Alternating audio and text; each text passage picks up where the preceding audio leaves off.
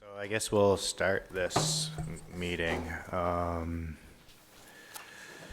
Nancy, or what are we doing? We're going over the agenda now. Second here. Did you guys get did you guys get a chance to look at the minutes? Yeah. Did you guys? Yeah. I'm gonna make a motion to approve them. Yeah, I'll make a motion to approve the minutes from January 6th. All right, I'll second that. All in favor? Ready? And now we can have a Shellfish Department update. Hi. I would say the top line things to talk about are just that we also got all of our oysters pitted for the winter, took our gear off, and ended up not having room for all, so we did do some additional dumps of larger oysters out kind of Indian Neck South area. We have been invited, due to your good work, we have been invited to present at the next Mass Shellfish Officers meeting on plastics. So I'm hoping to work with Becca to come up with that job description and maybe get it over to AmeriCorps. So if we could get a volunteer to help assimilate all the information that you guys have collected to date, I think it would be great for me to have and then present to the shellfish officers around the state just about single-use plastics and how we could be looking into alternatives. So that's on the docket for March. We sold 178 commercial shellfishing permits, which is about the same as last year. I think we sold 180 last year. And we had 15 first-time commercial permit holders. And we started to initiate orientations because there's been a lot of changes, especially with CCB 13, with our prohibited areas and the front of the rocks of the harbor master being managed differently now. So we've tried to have orientations with each new permit holder so they know the ropes. And then we were busy with overwintering grant inspections, and I did a separate report on that, which you can read and maybe we'll discuss as part of the overwintering conversation, but we conducted probably 80 overwintering grant inspections, so just going and checking out that the paperwork turned in matched what was on the grant, and I think we can reserve the rest of that for the discussion later.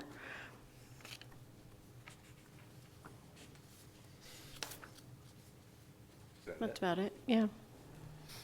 All right. Do you guys have any questions for Nancy? All right. All right, so moving on to the SPAT presentation. And Michelle's here to give us a presentation on the new SPAT marketing.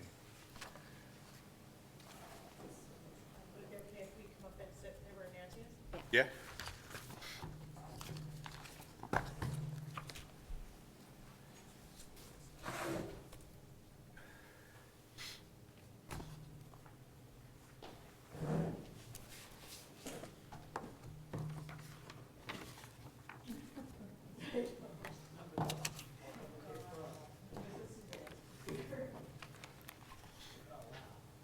I hate when that happens. I haven't seen it that close up.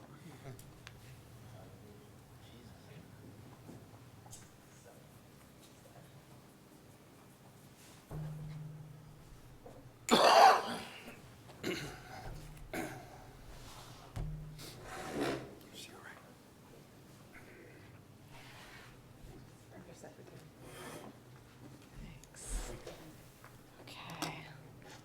So just make sure this is on. Hi, thanks for having us. Hi, Michelle. Hi, my name is Michelle Lindsley. I'm the director for Wellfleet SPAT.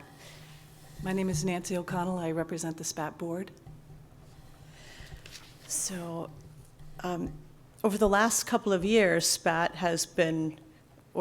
conducted some market research, and it identified that given the competition, that the Wellfleet oyster could benefit from a marketing campaign. So from that, we hired a brand strategist, and her name is Julie Q. Some of you may have heard of her. She has, she's the founder of In a Half Shell. It's a blog, and she has been in the brand strategy and marketing industry for over 13 years. She's the marketing director for Australis Barramundi, and she herself has sampled over 300 oyster varieties. So we really felt that her experience in even rebranding efforts qualified her to lead this branding effort for us. And well, I'll say the other expert. I'll introduce the other expert first, and then from her we were introduced to a graphic designer with experience in the food and hospitality industry. And she had also 15 years of food-related branding and design experience, so she took Julie Q's ideas into a visual mark. And so Julie, in order to come to this brand strategy position and logo, she held a branding workshop, and we had about 8 shellfishermen, 2 other people in the industry, to go through a series of exercises to tease out the look and feel of the brand. And that's what we're going to share with you tonight. So we're hoping that you feel that it represents you.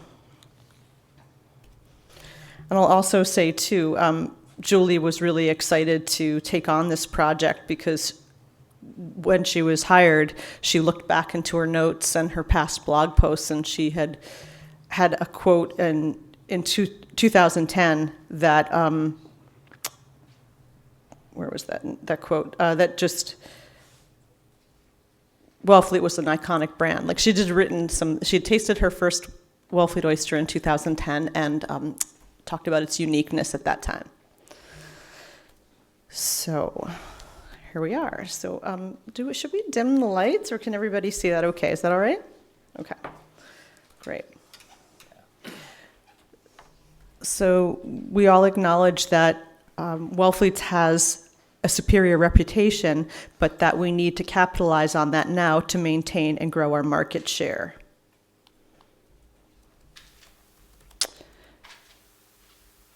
And so this is where I had made a note to myself that in Julie's, an old blog post that she wrote, she described Wellfleets as the world's most iconic oysters. And they've been celebrated over time by the world's most famous people. You might even say the original influencers. So here there's a picture of Queen Victoria, who insisted on Wellfleets at her state dinners all the way across the ocean. And Diamond Jim Brady, New York City financier and gourmand, who was quoted as saying that he only wants Wellfleet oysters and he can tell when he doesn't get them.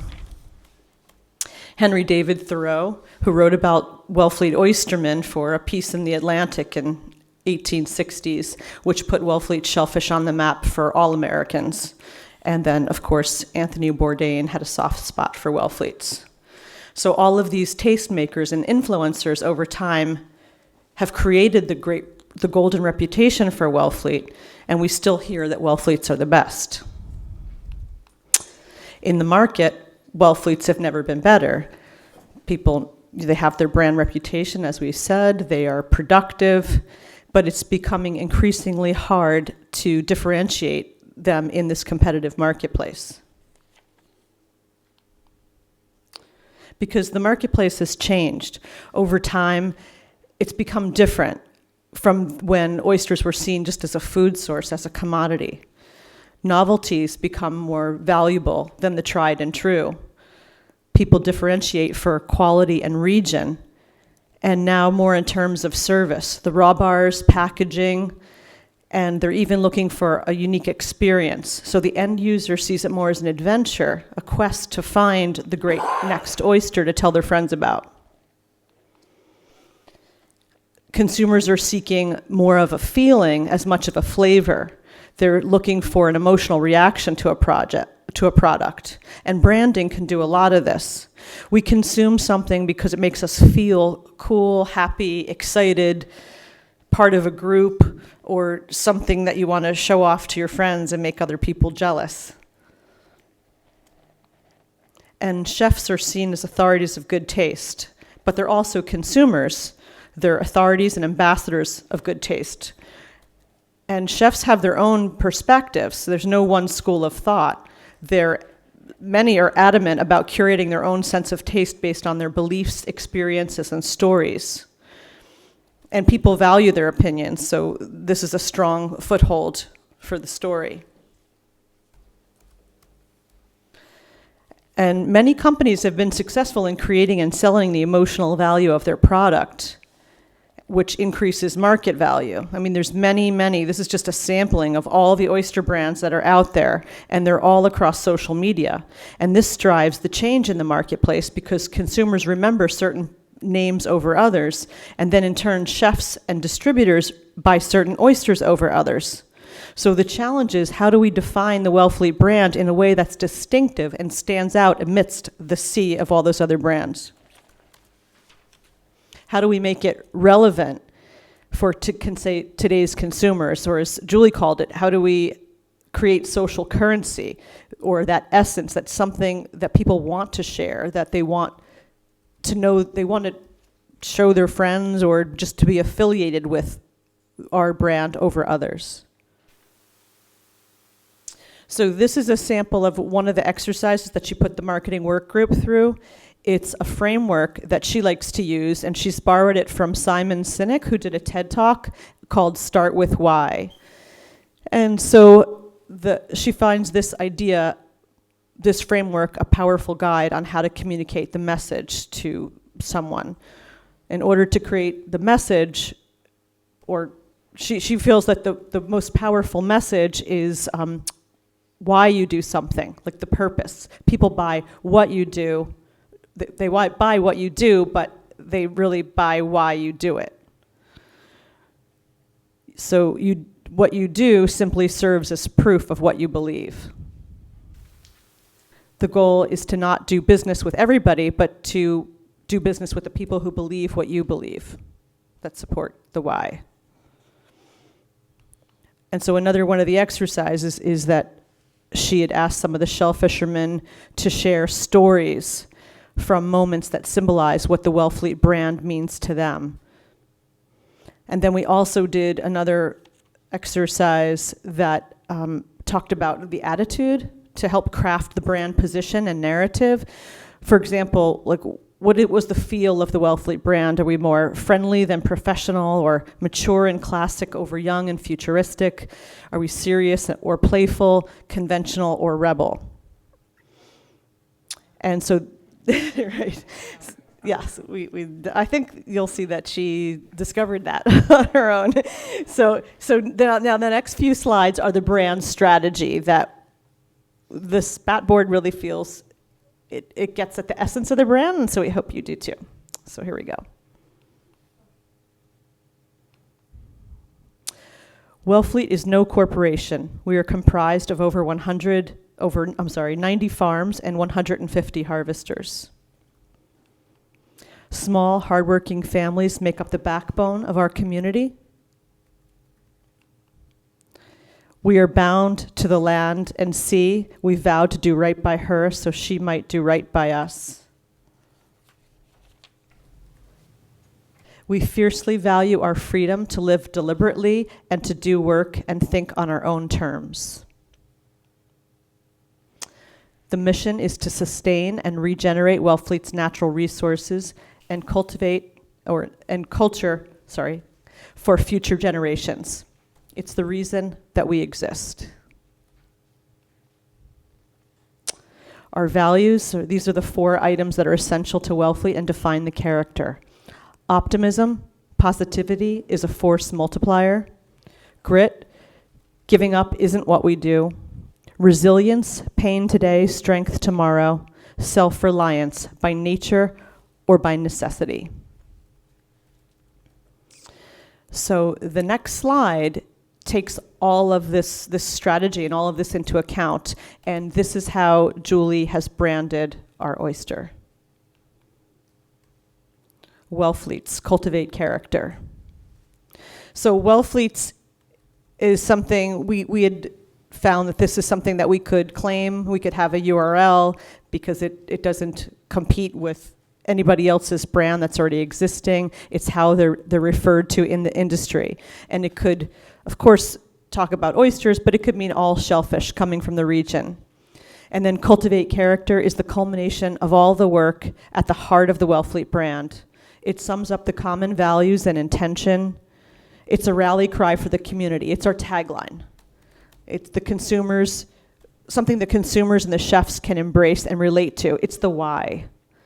It would make it makes Wellfleet relevant in the bigger, more universal picture. There's no oyster in the name, so it connects Wellfleet to something bigger.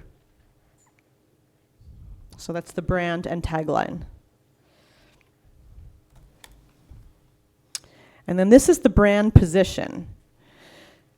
It's the idea that it will make Wellfleet distinctive in the category. So it's a position that we could claim as ours in the marketplace. There isn't a quintessential American oyster like Wellfleet. Our values are symbolic or feed the values that America stands for. Wellfleet is an iconic place in America. It has an iconic place in American history. And this is the position in the category. So the next couple of slides are the is the visual identity. So the last was the verbal. And so this is the part that Carla worked with us on. Oh, we thought it was important for you to see where we came from. So before we convened the full working group, we even had a small work group of people that we shared these two logos that were designed by the local graphic designers that we work with for our other work. And everybody agreed that it just didn't speak to us. It looked maybe a little dated. It was kind of obvious. It looked reflective of some of those other designs. So we hadn't really hit it. So that's when we had hired Julie. Didn't express our personality. So then Julie, we went through a lot of design inspiration, things that looked handmade, like writing, artisanal details that evoked something that's special and rare. Something that demonstrated like care and handling, like how the shell fishermen handle one oyster at a time. Something that feels traditional more than modern, and natural influences. So we ready? Here it is. Ready. There it is. Fingerprint. All right. So it's an oyster print. She calls it the oyster print. So it looks like a fingerprint. It might evoke natural things like waves, like ripples in the sand, like when the tide goes out, topographical maps. And so just like the fingerprint, it symbolizes the uniqueness of Wellfleet oysters, the shell fisherman's connection to it, and then it ties to cultivating character, because each oyster is cultivated and selected one at a time. It's handled, and it leaves the mark of the harvester on it, and then this natural color scheme. And so she showed a couple different variations, so it could be, vertical or horizontal. The typeface that was selected is intended to be friendly and elegant, yet timeless. And then, as I was saying before, the mark in the oyster itself could be taken out and used graphically, and then that's when it sort of, I said it evokes those kind of other natural elements. And she just showed some mock-ups. See, there's the lines in the background on a card or in a printed piece. And then here's how it could look in a watermark. Yeah, there's Jake. Because this is one of the photos that we had Julia Cumes shoot for us. And in fact, I neglected to mention that even started before. Or maybe simultaneously when we did the market research, we had photographer Julia Cumes take photos of a lot of the shell fishermen intended to use in the marketing campaign, which we realized we had to get the brand stabilized first or identified first. But then if we used these images and put them out to our partners, whether they're the shellfishermen, they're chefs, they're dealers, if they were watermarked, then we would get the leverage of that brand recognition in their marketing. And so that's kind of where we are for next steps. So our intention would be to reconvene the marketing work group, to build out a website, a social media campaign so that we can geographically expand our reach, partner with chefs, again, for the same reasons, and maybe do other tasting events with chefs, but then also, of course, our Oyster Fest is our largest promotional event, and SPAT has committed to this campaign up to $100,000, and so probably we've already invested nearly $25,000 on the consultants that we've hired already. So, but we're always kind of looking forward on how we can do this and to get at the widest audience, to make this really fabulous, like to really go all out. So we've applied for a Salt and Stall Kennedy grant. And so if we get that, that would really help to expand this marketing campaign in a significant way.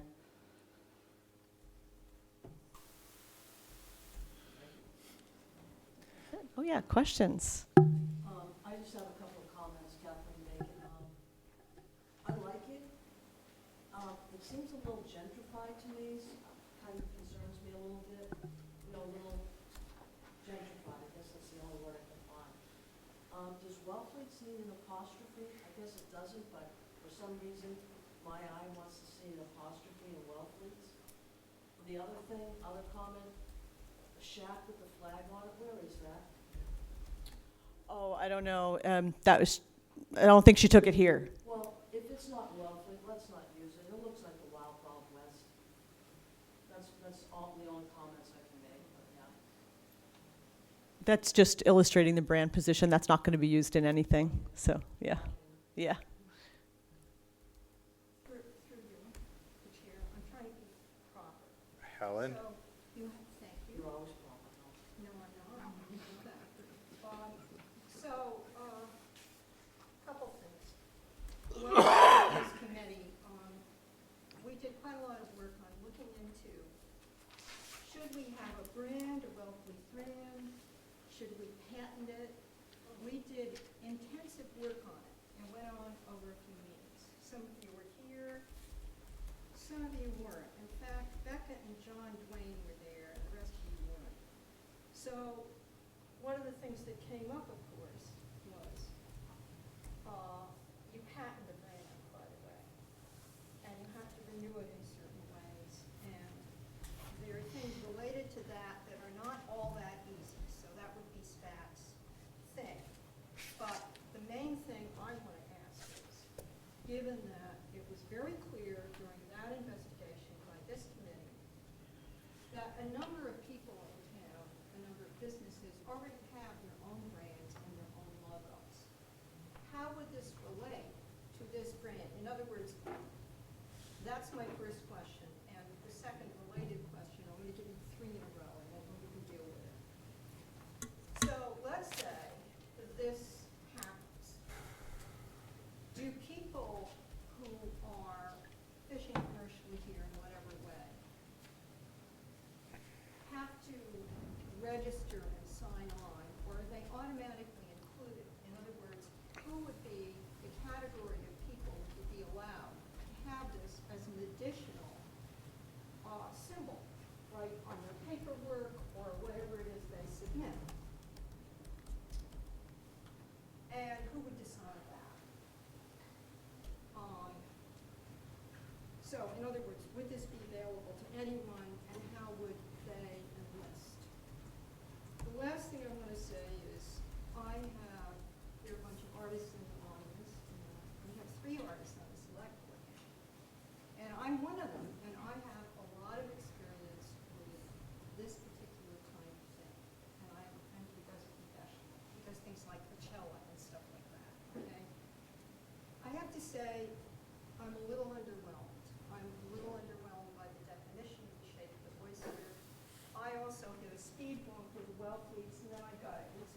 It's a way of referring to a plural noun that is any shellfish from Wellfleet, because we now have blood orbs, we have, God only knows what we have. We have blood orbs, we have, scallops, we have all kinds of, we don't just want to do this. But I also want to finish with another question. So I'm not crazy about the graphics. That, I really hope you don't use this exact PowerPoint anywhere except here, because guess what? That tree with the signs, only one person lives here year-round, who does not fish. A lot of those names are in Truro. And the tree with the signs might lose. Also, I think Kathleen about that building, which I don't think is here, but maybe it is, and I haven't seen it. I haven't looked. So I don't like the outline of the oyster. I question it visually.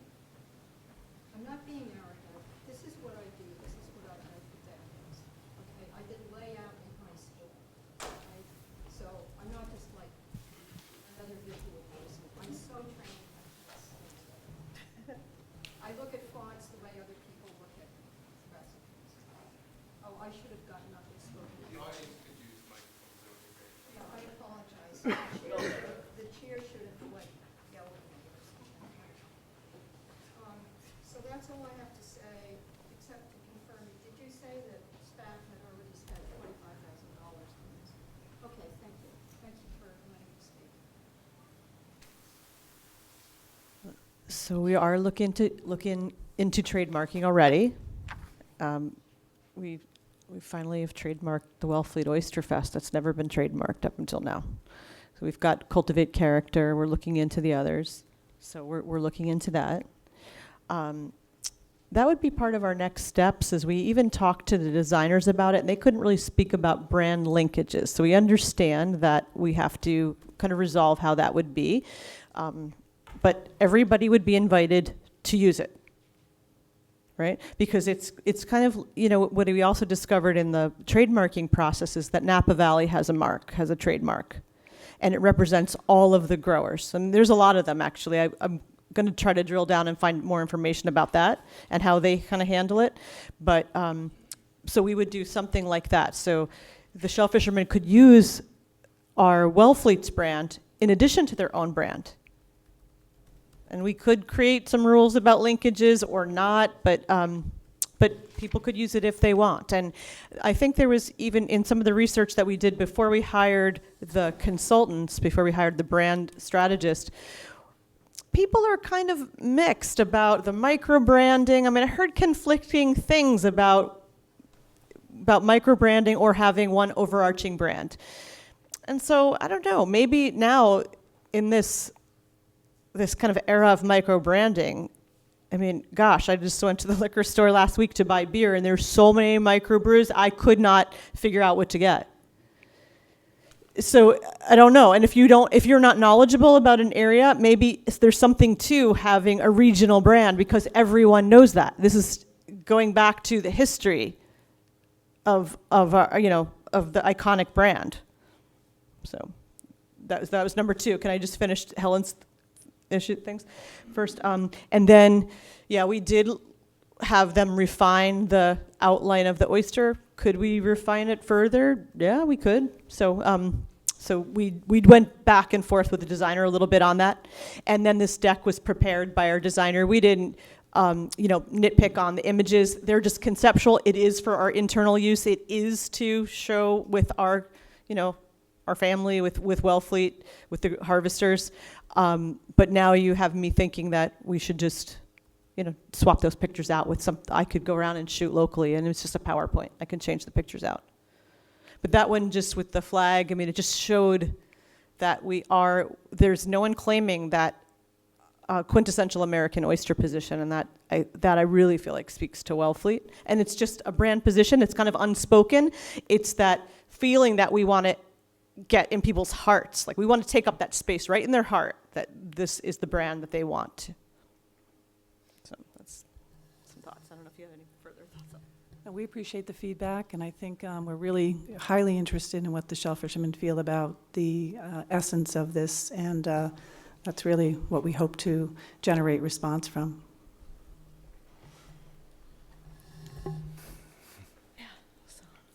Dave? Say that I thought the presentation was pretty good. Clearly, it was a presentation meant for, it wasn't a that wasn't intended to market these things somewhere else. Great. So whatever the images that were shown, I don't have a problem with it. I mean, it's just to illustrate where you guys went with the brand. And I want to point out that like Napa Valley is a brand, but every winemaker in Napa Valley has a brand. You know what I mean? They have their own mark, their own bottle. You don't go buy, you buy it partly maybe because it says Napa Valley, but you're also looking at the label and the brand of that bottle of wine or whatever its description is. So I think if you can look at it in that sort of context, that it could be really beneficial just in any way increasing the market demand for well fleets. And that should sort of branch out to anyone who's involved in the market, for what it's worth. Yeah, that is the intention. We also appreciate you articulating that the slideshow was really to address and illustrate the process of building this, and not as a isolated marketing tool. It was to kind of take you along the course that this process has been to this point.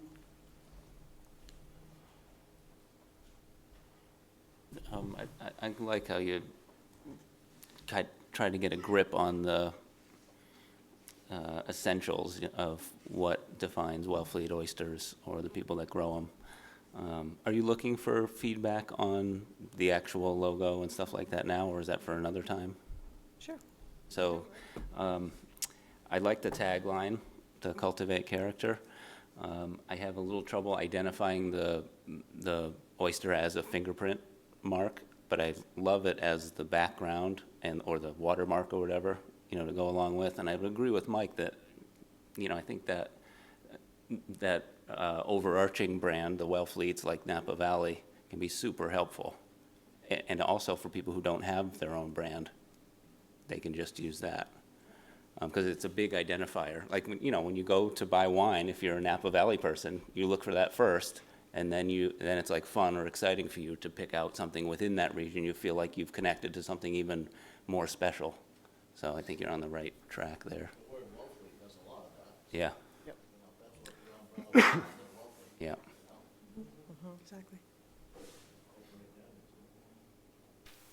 Seems to me that this is more geared toward the retailer than it is for the grower. Being a grower, when I go to market, they know I'm from Tulsa. And so are any fishermen in here probably, there's some other families represented. And it just seems that, I like the concept, but it doesn't seem that it belongs with the grower, it seems it belongs with the retailer. Who is going to be selling to the public. Yeah. So that's the goal of it, is to connect with the end user, whether it's the distributor, the chef, or the consumer. So that's the goal of this. And like Zach was just saying, then, they would recognize that name, and they might feel that they're a part of it by eating it, by buying it, by offering it to their customers if they're a chef.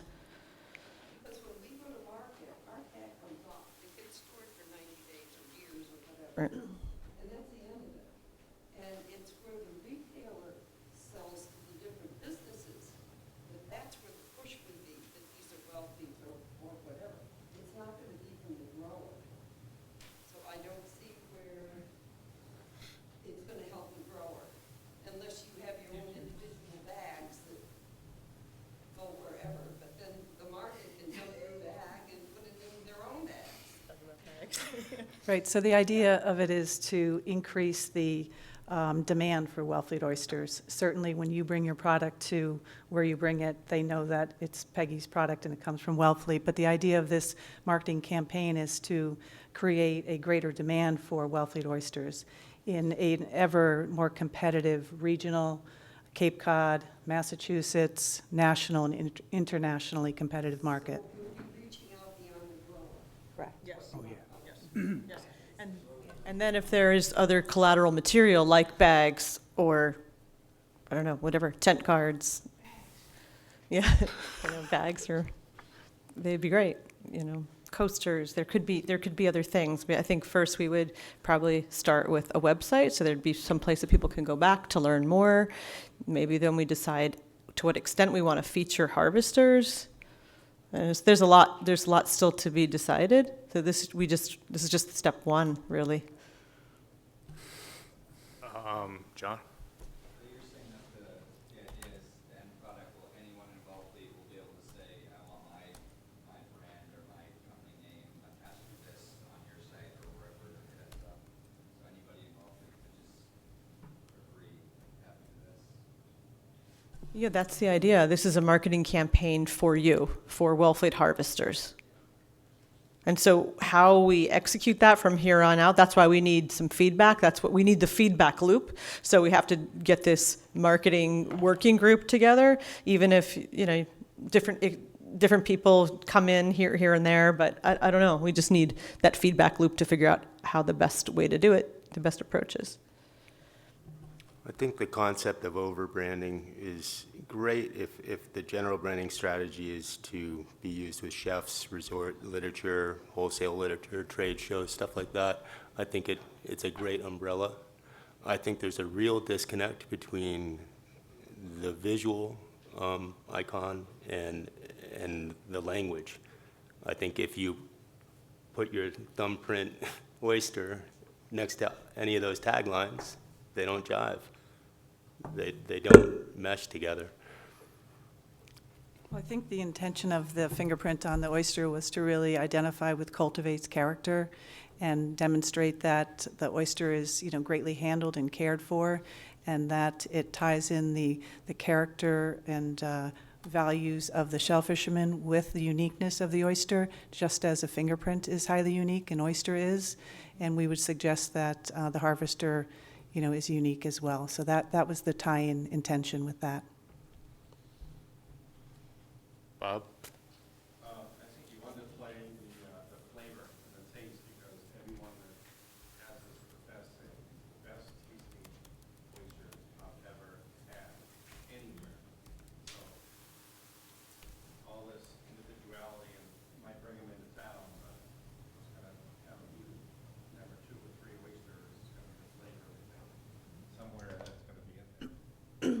That's our bottom line. Reason that we're on the map in the first place. No matter what you say, the flavor reputation is there. Mike? Yeah, I agree with Bob, but I also want to point out that this is just a brand identity position right now, right? So in the future, when you are actually making marketing campaigns, A narrative. obviously we'll be using flavor and those sort of key points about what sort of like makes Wellfleet's a superior product. Yeah, and Julie did have some slides also on salty and briny and imaging that reflected taste within the environment. Richard? Enough of that salty, briny shit. You guys have got the best thing on the Cape. Don't dress it up. Jesus, this briny, buttery finish is, my head's spinning. Hey, Bob wants to talk about how it tastes. Everybody knows what they taste like. They're great. They're great. You're eating the goddamn drink. Tony the Tiger already took that one. Listen, we're very good. Bob, how many years have you been growing oysters? Huh? How many years has your dad been growing oysters? 35. Between the two of you, it's 100 years, for Christ's sakes. They sell themselves. They sell themselves. I mean, and when it comes to chefs, they want the cheapest thing on the market. they'll jump you for 3 cents. They will, because they're peckerheads, all of them.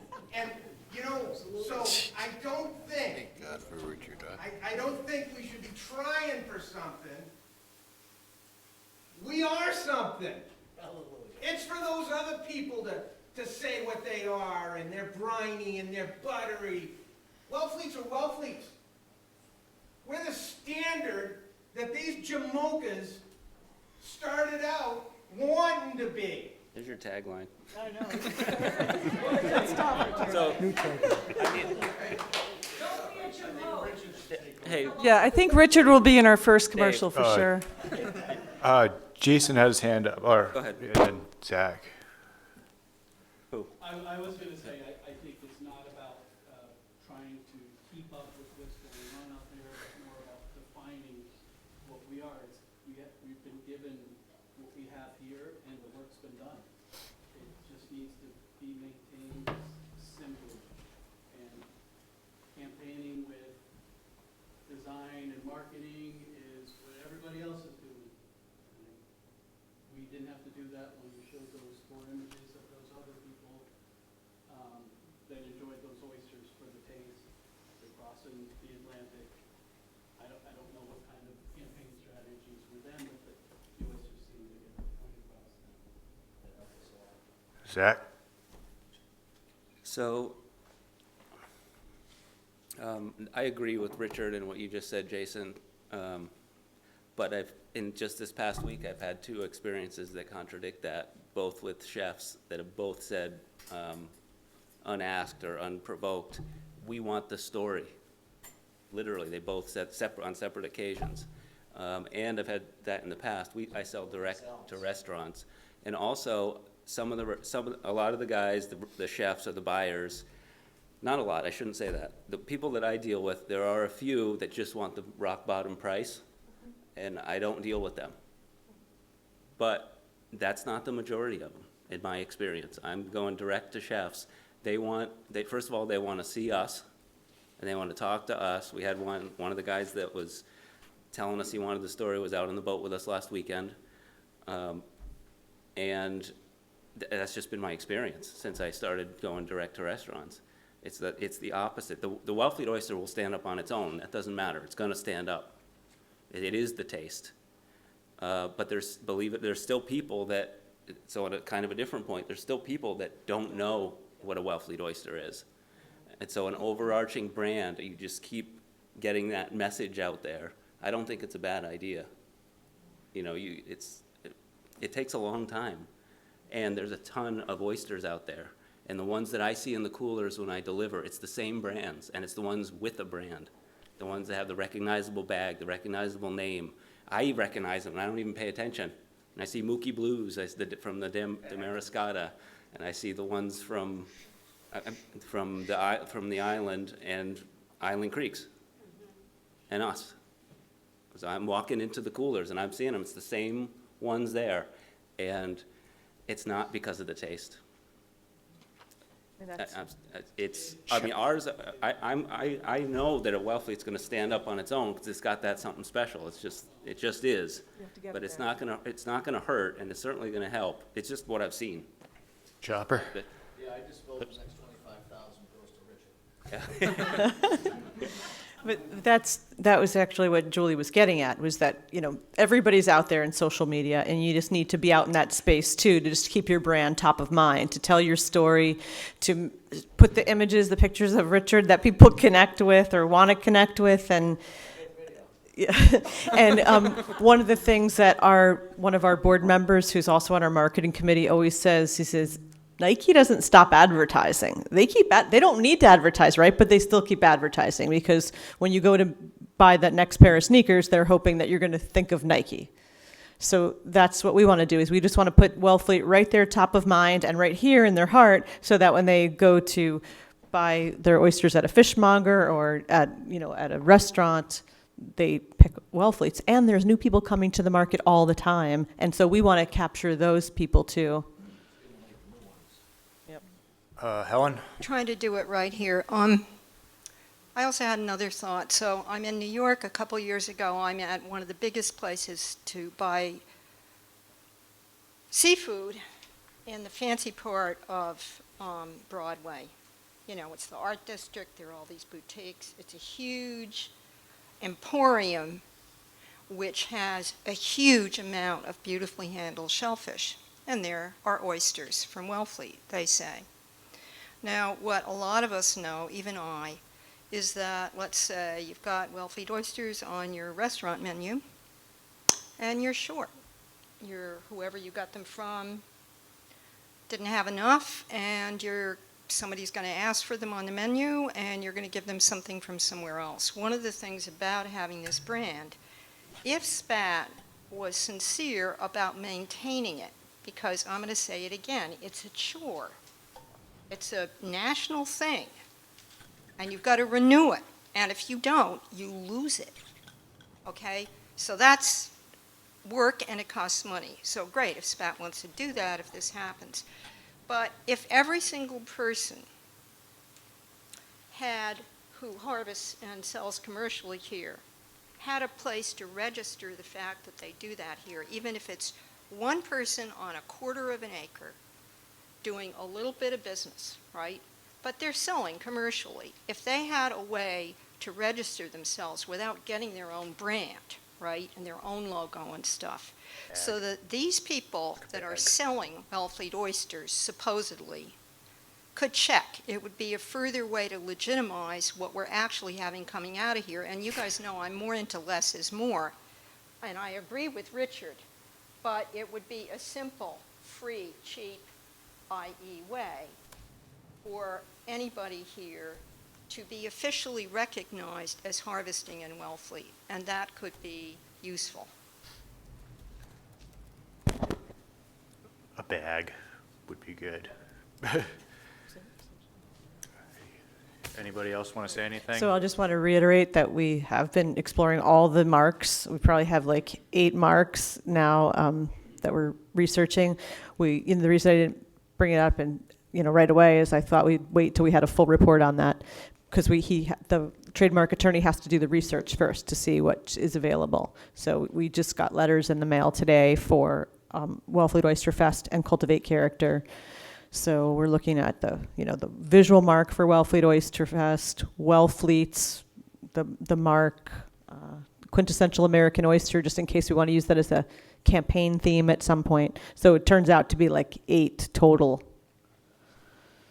And then, then we would have to maintain them. I understand it's like every 5 years you have to submit some paperwork, and there's a fee involved, and so we're definitely committed to that. Kathleen? Yeah, thank you, Dave. I can't help thinking, well, I like the idea of this. I really do. I agree with Zach and all of that. I use the word gentrified, but it almost has this Ralph Lauren kind of thing going to it, quintessential. But that's exactly it. You know who Ralph Lauren is. We all do. Yeah, okay. That's the Yeah, point. but I mean, aren't we better than that? Aren't we, more independent, more original than that? We really want to, brand ourselves in a way that's like, pink and green. I don't know. Maybe it's just me. My father was a shellfisherman. My family goes way, way back. I grew up knowing that Wellfleets were the best oysters in the world. If you had an oyster flat out here or a bed, you were golden. That goes back almost 48 years in my family. So revitalizing the identity, gentrifying the brand, it just kind of, I don't know, it just doesn't sit right with me. But I get it. I mean, I get the motivation for wanting to do this. I guess that's really what's behind it all, is that we feel this need to really, like I said, bring that brand top of mind and consumers to be able to compete in the marketplace, so that all of the harvesters here could sell as much as they're able to and make a living here. In fact, we should be able to sell everything that comes out of this harbor. We do. Yeah. John? So, John? but I mean, we have a, well, I think, Mike, you gave me this number, and I always keep it in my head. You said that we produce 10 million oysters here in this harbor? Okay, so let's say that. That's not a lot. We should be able to sell all of them at a really good price because they're well fleets. So I feel like we have an artisanal product. We are the Napa Valley of oysters, and we can't not play. Like, we've got to be out there, putting our brand out there to people. So I know that we might not all like this mark, we might not like the color scheme or the font or whatever it is, but we had to do something. And if we, do it by committee, we had a strategist that we hired who has a lot of experience, and she assessed where we are in the marketplace. And so we trusted her. We had a working group. We had our marketing committee. We did our best that we could to keep the project moving forward. We just know that there's an urgency around it. I mean, we wish we could have done this 5 years ago, but we're not. We're here, and we're really just kind of moving forward with it. John? I think everyone here knows that Wellfleet is the best oyster, but we're trying to remind the rest of the world that Wellfleet is the best oyster, and that's what this is all about. And I really do like the fingerprint for the identity of Wellfleet, because it's like we're selling the story of Wellfleet. And I know from Jason's right next to me, and he'll bring out people, some chefs sometimes, and he makes, contacts that they're paying top dollar for his oyster. It's not that they're ever dropping him, because they've gone out to his brand. Historic sales. Thanks. You guys gonna wrap it up? Thank you very much. Thank Cool. you for your time. Thank you. All right, thanks. All right. Thanks, guys, for doing that. So we're gonna move on to overwintering. Actually, can we take a step back? I forgot something. What? Uh-oh. What? I forgot to talk about dragging the harbor. Oh, I thought we were gonna do that afterwards. Okay. Just so that we can. Part of the Wellfleet Shellfish Department update. Okay. How? Let's do it quick. Okay. So, the harbor, Wellfleet Harbor is going to get dredged. Everything that I'm understanding today is that it will begin on October 1st of this year. And so we want to make sure that shellfish that are in the areas that are going to be dredged get removed by harvesting. And so we have talked to some of the people that operate draggers in town, and we've spoken with the harbor masters, and we have come up with a plan, which would be to open it in March and again in September if necessary, for dragging the channel up until the final red can here. So from the end of the from the end of the breakwater, that's where the no drag line would normally start. You can't drag north of the no drag line. But in order to get these oysters out of here between the channel, between the breakwater and the 6 can. And clams. Sorry, did I say just oysters? Yep. Anything that's in there that is a shellfish that can be gotten out of there. So we would ask for oysters to go first, that you use oyster gear first, and then once you guys will tell us, we've basically cleaned it up, then we'll switch over to quahog gear. Just a couple of words of caution that, we don't know what's down there, and this, I have these printed out for people, but this is from the Center for Coastal Studies. We did a survey, sonar survey, and so these red dots are items on the bottom. We will go after them in the spring to see if it's aquaculture gear or whatever it is to try and get it out of there again before dredging, but you just do want to be careful. We would, if you get any aquaculture gear or trash, you can call the department and we will come out and get it so you don't have to stop your operations. We'd ask you to be mindful of grants. There is a buffer zone of 25 feet between dragging areas or where draggers can operate. So if your drag is in the water, you have to stay 25 feet off a grant. No turning in a grant or anything. If you get seed, obviously, we would just ask that you put it somewhere out in the harbor where it's not going to die. And draggers know where to put stuff, so we're just going to let you guys do that. The harbor masters would like you to always have someone at the helm, because there could be more than one person out there, and it's just, you don't know if you have a boat coming in or out in the channel. And then if you could display your day shapes to indicate that you're actively trawling. The other thing is that we'd like you to be paid up with the town.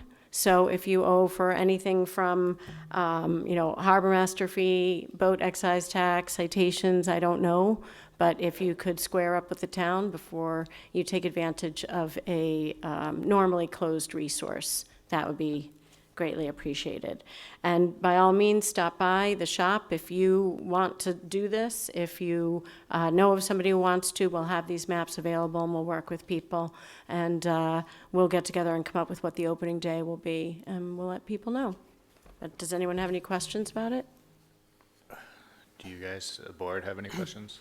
I might have missed it. When did you, do you have an estimated time? March, beginning of March. So we want to make sure that it gets done before the harbor masters get into high gear. Sounds good. Anybody else? Is it clear about the 25-foot buffer zones? It's on the I books. think if you, It's on the regs yeah, right now. it's a reg. But If you mark your grant, Clear out there? I would mark your grant. Well, it's marked, but Mhm. it sounds like I might need a few more buoys. You- They're gonna be out dragging. Yeah. All right. Okay. And just two little pieces of information. I'm sure that everybody has heard by now about Joel Fox, and he's a real loss. He was on this board for a long time, and just before we get into anything else, I thought maybe we could just offer a moment of silence for him. He was a good man who did good work for this town.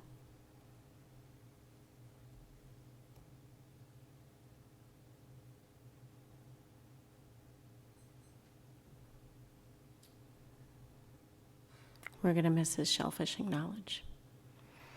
And welcome Damien. He's the new alternate on the Shellfish Advisory Board. Damien Parkington. So, Can I just say, it's because of Joel Fox that you all have until February 28th to turn in your annual report. That was his idea, it came from the Shellfish Committee, we got the legislature to pass it, and every time you get that extra 2 months, needs to be December 31st, thank Joel.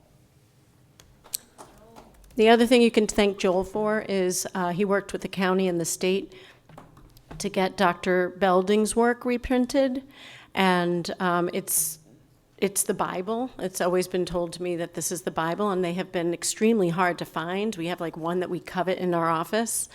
When I found out that Joel was sick, I called people at the county to let them know because they had collaborated with him so closely. And I said, do you have any more of those Belding books? And they did. And Abby Franklin brought me a case, which is in the office. Please stop by. And they have another case or two. So if people want them, I'll get them from the county. And I think that they are a piece of history of this town, not only from the 1900s when Belding did his work, but because Joel had them. It was his suggestion to get them reprinted. Richard? There should be a new Belding study done. We're kind of working on that now. Was it called a Curley report? So where the SAB and Natural Resources Advisory Board is trying to do that currently and get funding for it so that we can do it every 5 years so that we know what's the resources we have in the harbor and just like see what's going on out there from like everything from like finfish to like oysters to birds to ducks to seals, everything. So hopefully that'll be happening like really soon. Well, I just want to say that when Bobby was younger, better looking,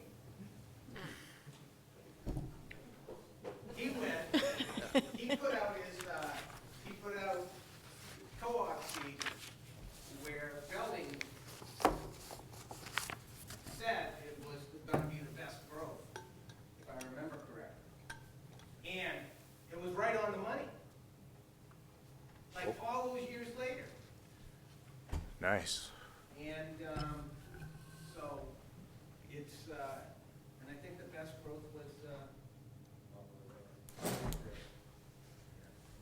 So yeah, that'll be something that'll be cool. You can talk to Owen Nichols of the Center for Coastal Studies. He's the one who we reached out to, and if you want to ask any questions, or want to add something for him to study or research, that would be encouraged. So, Kathleen?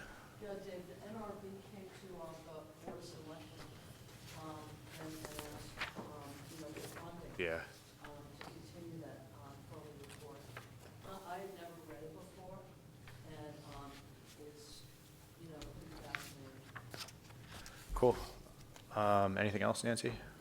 Not, All right. that's it for kind of catching up on my monthly report stuff. So we're gonna move on to overwintering, but before we do, I think we'll talk up here, and then everybody, I'm trying to just narrow it down to 2 minutes for everybody, and you can go up to the microphone, so it just doesn't be everybody shouting out, you know what I mean?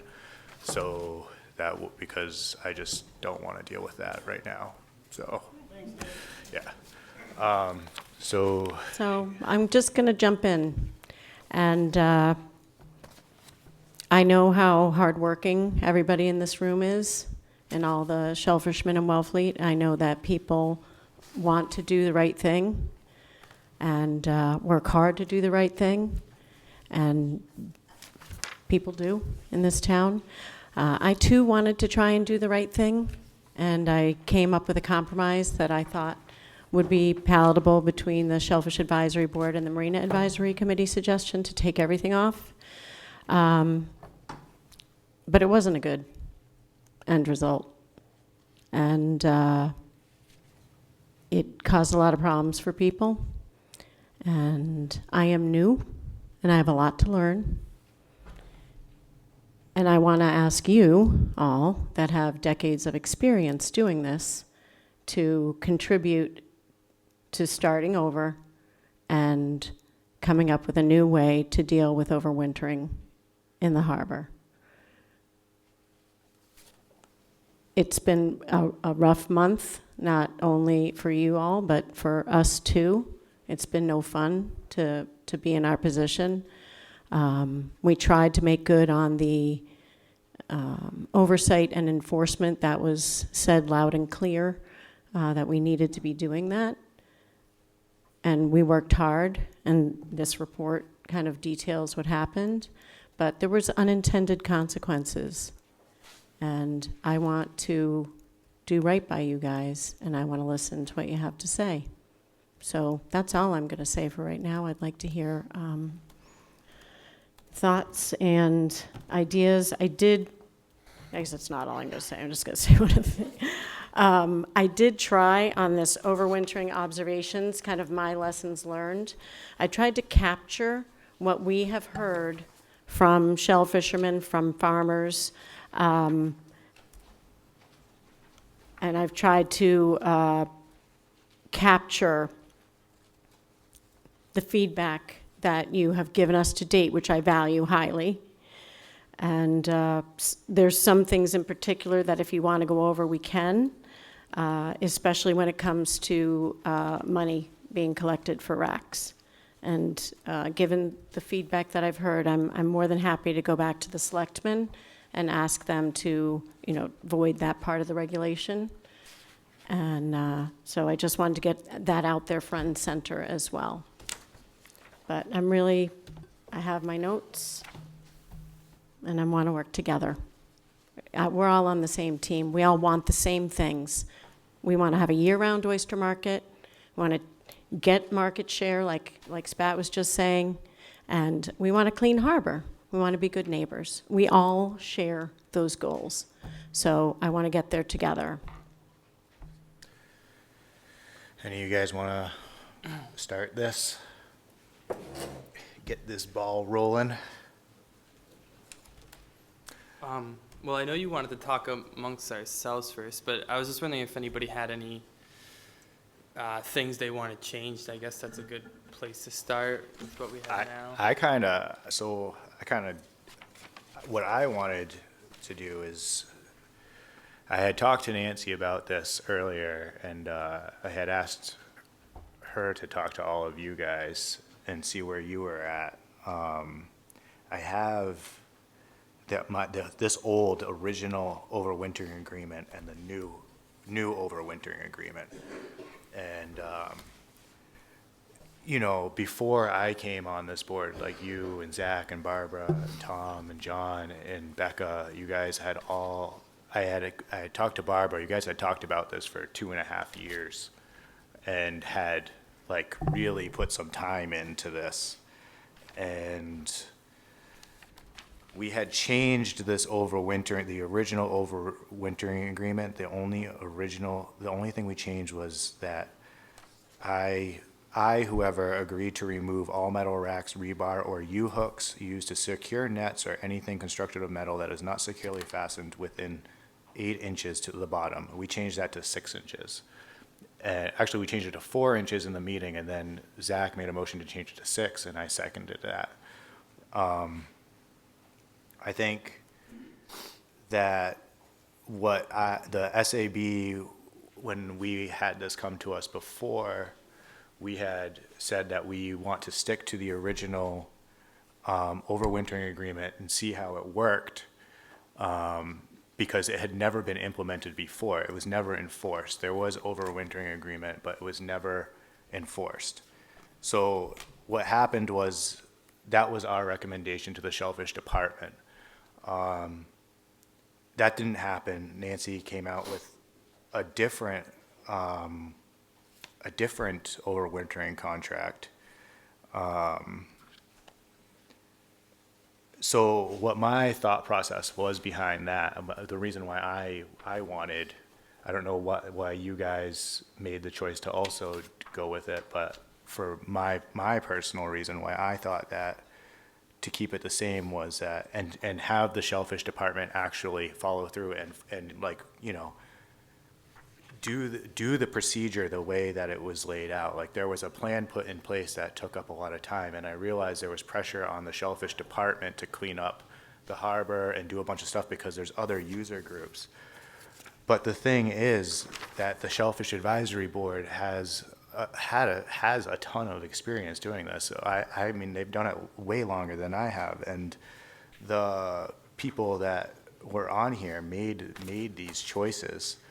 And they made the choices based on the other user groups of the harbor. The thing that wasn't happening was that people weren't following their overwintering agreements, and the Shellfish department wasn't enforcing the rule, the agreement. So if I believed that if we could just give that a try, say ICE did come and wipe everything out, then we would have a procedure to follow that. And if it didn't, we would have a winter like this where nothing would have happened, and we wouldn't have had to make a immediate knee-jerk reaction for all of this.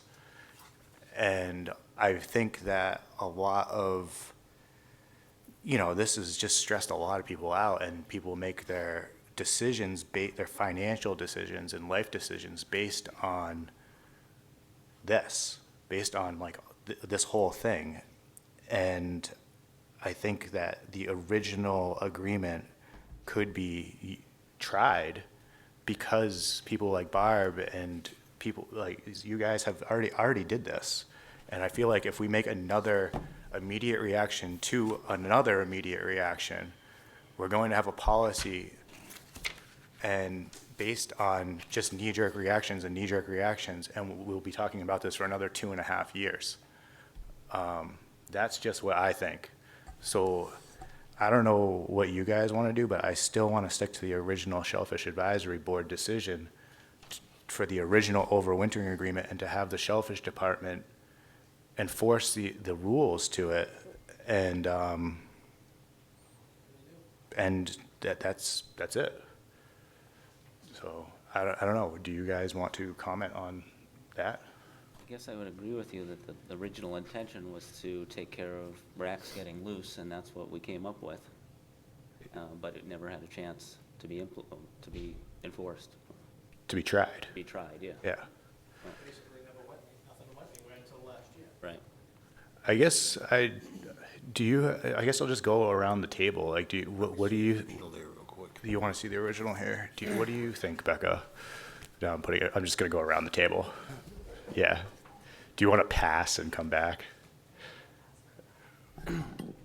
So, Dave, yeah, I think that was pretty well said. So you're suggesting to go back to the minimum height requirement of 6 inches, and that kind of be the only winter regulation? Yep, that would be that's what Racks. that's what I wanted to do. That's what this board has decided to do twice now. And it actually even before that, because you guys had come up with this, but like you guys had made this already happen. So if say there is a particularly bad winter and there is a big mess out there, what would be the rules for retrieving gear? The original overwintering agreement, I got this when I got Gary Burgess's grant, and I still have it in the thing because I never looked at it. So it says, if I decide to store racks on my grant over the winter, I agree to the following conditions. All racks shall be tagged with the owner's name and grant number. An accurate number of racks being left on the grant will be provided on this agreement form. All racks must be pumped down within 8 inches of the bottom. So we changed that to 6. This is just the original. Any racks that are damaged during the winter must be cleaned up by March 1st, 2018, or when the departure of ice allows, whichever comes first. I understand that I am solely liable for any damage my equipment may cause to other aquaculturists or the public. Failure to adhere to these conditions can result in suspension or revocation of my grant license in accordance with Section 11 of the Wellfleet Shellfishing Policy and Regulations. So we go to Section 11 of the Shellfish Policy and Regulations, and that is enforcement. So that is a really long section. So I guess we would look at authority 11.3, authority to revoke aquaculture license.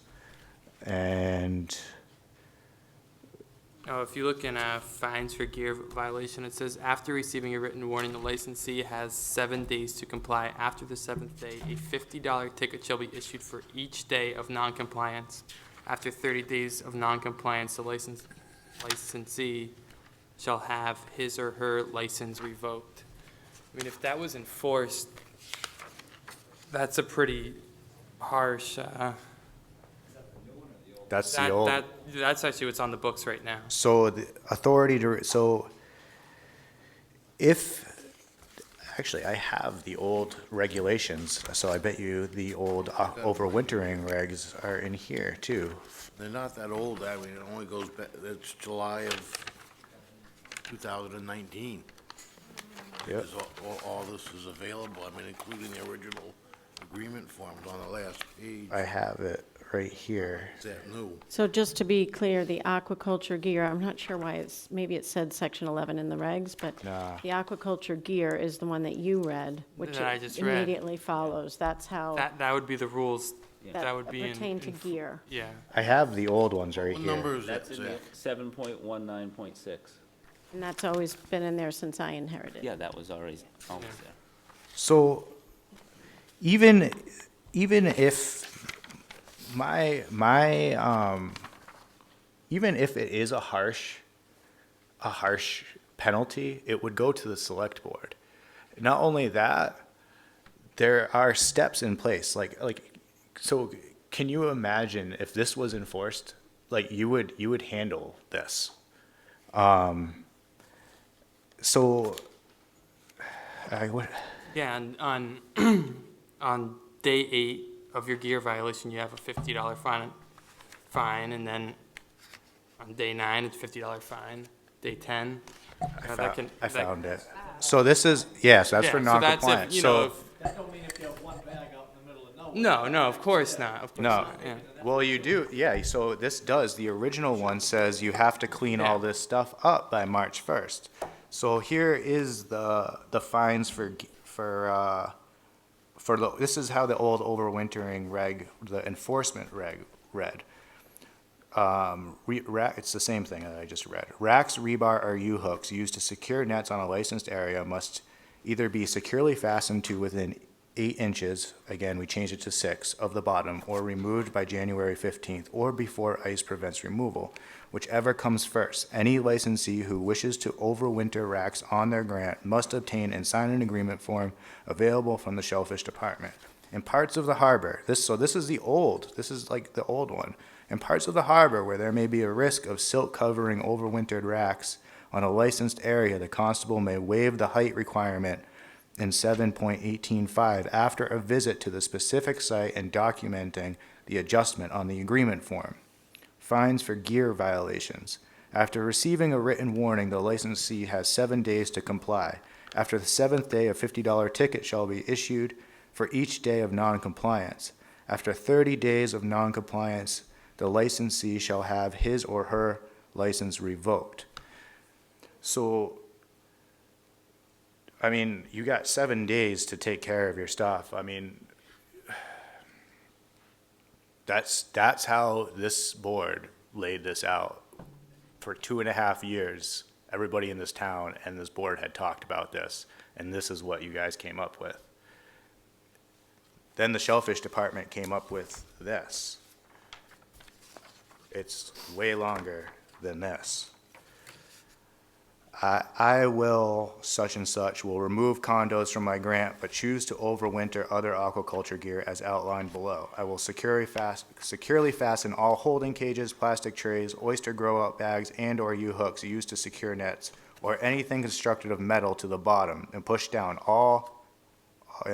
all racks down to be flush with the bottom by January 15th, or before ice prevents removal, whichever comes first. I agree to the following conditions. All equipment, including racks, holding cages, plastic trays, that will be tagged with my name and grant number. All equipment left out must contain live oysters. Once oysters have been sold and gear remains empty, I will bring it in and let the Shellfish Department know. An accurate number of clam nets and racks, holding cages, plastic trays, oyster grow bags, etc. being left on the grant is provided on this agreement form. I will pump all racks down flush with the bottom. I will only leave out 100 or less racks per grant as defined in section 7.19.5, and I agree to pay a contingency fee of $5 per each additional rack over 100 to go towards any gear cleanup that the town may need to undertake in the future. I will allow Wellfleet Shellfish Department staff to inspect my grant for further compliance, whether or not I am present. As soon as I turn in this agreement and sign, and again after any ice leaves, I hereby delegate such and such to be responsible for what happens on my grant in the case that I become unavailable or unreachable due to illness or travel. I will inform the Shellfish Department of exactly how many clam nets, racks, holding cages, plastic trays I lost or were damaged as soon as the ice departs up my grant area. I will spare no effort or expense to recover my gear. I will participate in beach cleanup on days, and I will undertake no commercial activity until I have retrieved all of my lost equipment and demonstrated to the Shellfish Department. I agree to clean up my aquaculture gear that is damaged as per section 7.19.4 or lost during the winter by March 1st. Or when the departure of ice allows, whichever comes first. I understand I am solely liable for any damage my equipment may cause to other aquacultures to the public. That must have taken you a long time. So, Still got page 2. what do you, Nancy, what do you feel like if we went back to the original and then you just enforced this, which is pretty harsh. I mean, anybody that left their stuff out and lost stuff after 7 days. I mean, this fine can really add up. You start adding on $50. What I did, there's the other half of this that I didn't read. It's the number 12 is I understand that failure to adhere to these conditions can result in suspension or revocation of my grant license in accordance with section 11 of the Wellfleet Shellfish Policy and Regulations. So there's still the same exact enforcement. Yeah, I mean, that's just referring back to what Yeah, so the same thing happens, the same enforcement happens from this overwintering agreement to this overwintering agreement, except there's like a ton more stuff in this one. Yeah. Except the only thing that didn't happen with this one was enforcement. And what is happening with this new one is enforcement. So, but now we have to do a ton more stuff. So I just feel like I said before, like this board, before I came here, had really put some thought into this for 2.5 years with the thought of other user groups of the harbor. Like they thought this out so that swimmers, kayakers, boaters, other people, they had those people in mind. They had the mess that they see in mind. And I don't know, that's where I'm at. Damien? Just the biggest difference I see is the collection of fees, not just in the handling of gear, but then the collection of fees. And I'm wondering if everyone thinks that is a useful tool or not a useful tool. And if it is, maybe it should just be a flat fee. If you're gonna have an overwintering contract, you're gonna have a flat fee, X amount of dollars.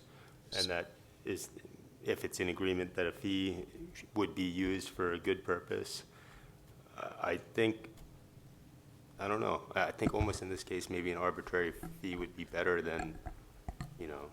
I hear what you're saying. I'll get to everybody in the audience for sure. So the thing about this is that we're making suggestions based on a new overwintering contract. What we're doing is we're making a reaction to a reaction. And I feel like, again, like we're coming up with a solution to fix this when this was not even tried, and there was nothing that it just wasn't ever tried.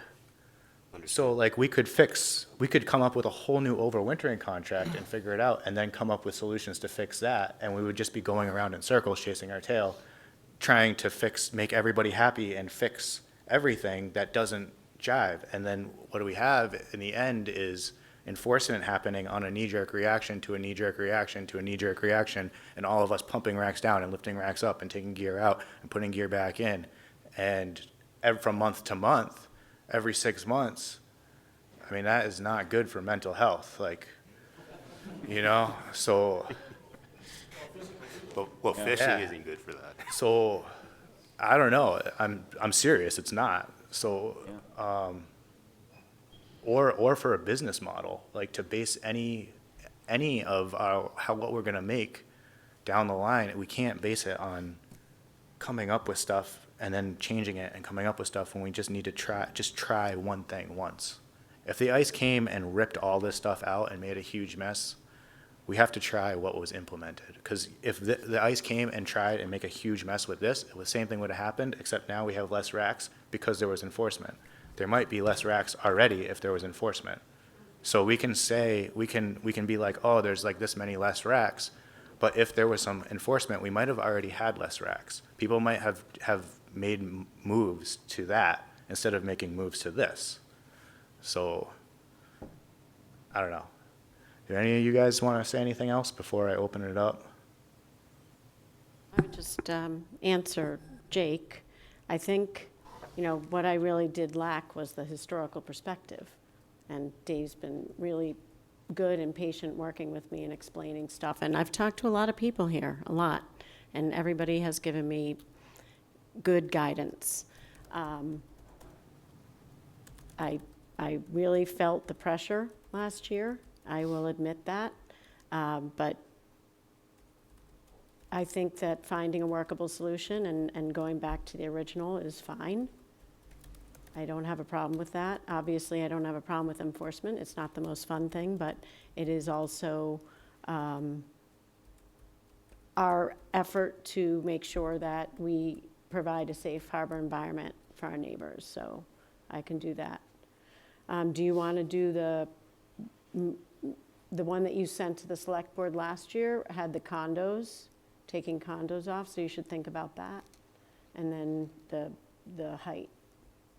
I think, like for me, I would like to try this the way that it was laid out. If you are leaving condos in, it says, I, so-and-so, agreed to remove all metal racks, rebar, or U-hooks used to secure, or anything constructed of metal that is not, so like, condos are constructed of metal. Like, I mean, we can go around and around, and if somebody's like, hey, like, I didn't put my I left my plastic holding trays out, you're the constable, like, and it'll come to the select board, it'll come to the Shellfish Advisory Board, like, I mean, if somebody's got like 50 million, like, plastic holding trays all over the harbor,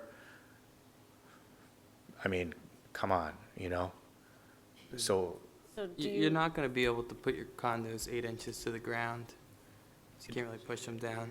So they would have to be removed anyway, because it wouldn't be 8 or 6 inches or whatever the height thing if was. somebody So if somebody buries a condo 8 inches to the ground, it's pretty crazy. have fun getting that up. Like, that is the most, like, Yeah.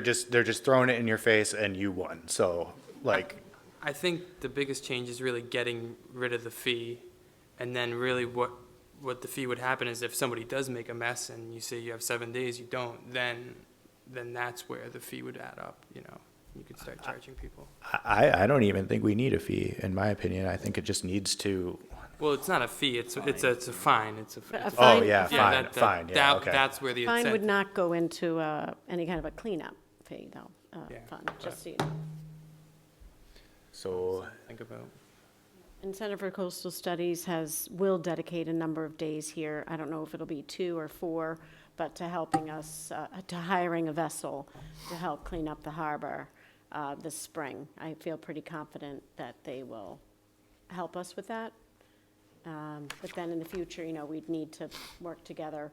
I tried to propose to put it in our budget, but I got some pushback that the town shouldn't be paying to clean up private aquaculture gear. Like me putting in my budget, I tried to put $2,000 in my budget, but I got some pushback to that, so.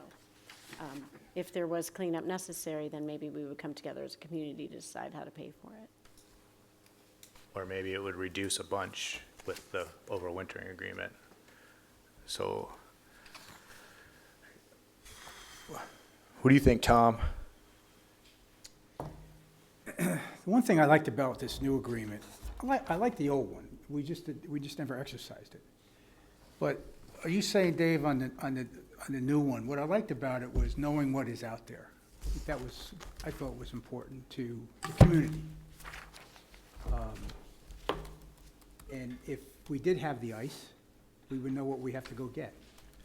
That was the gist of this thing, for me.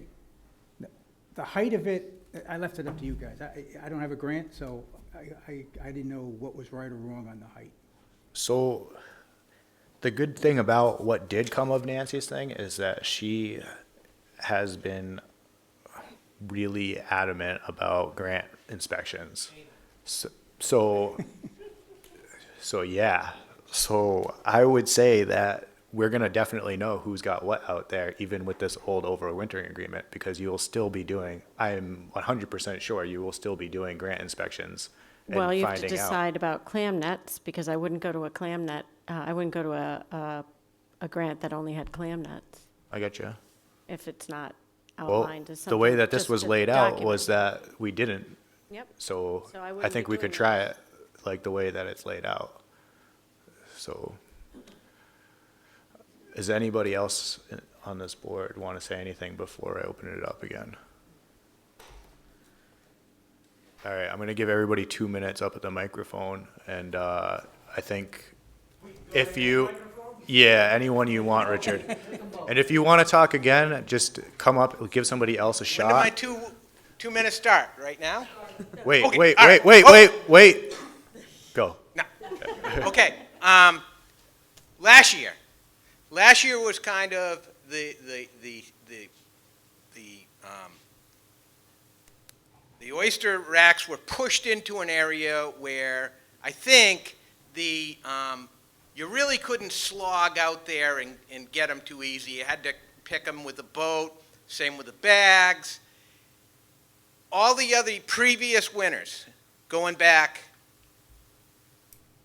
well, as long as I can remember.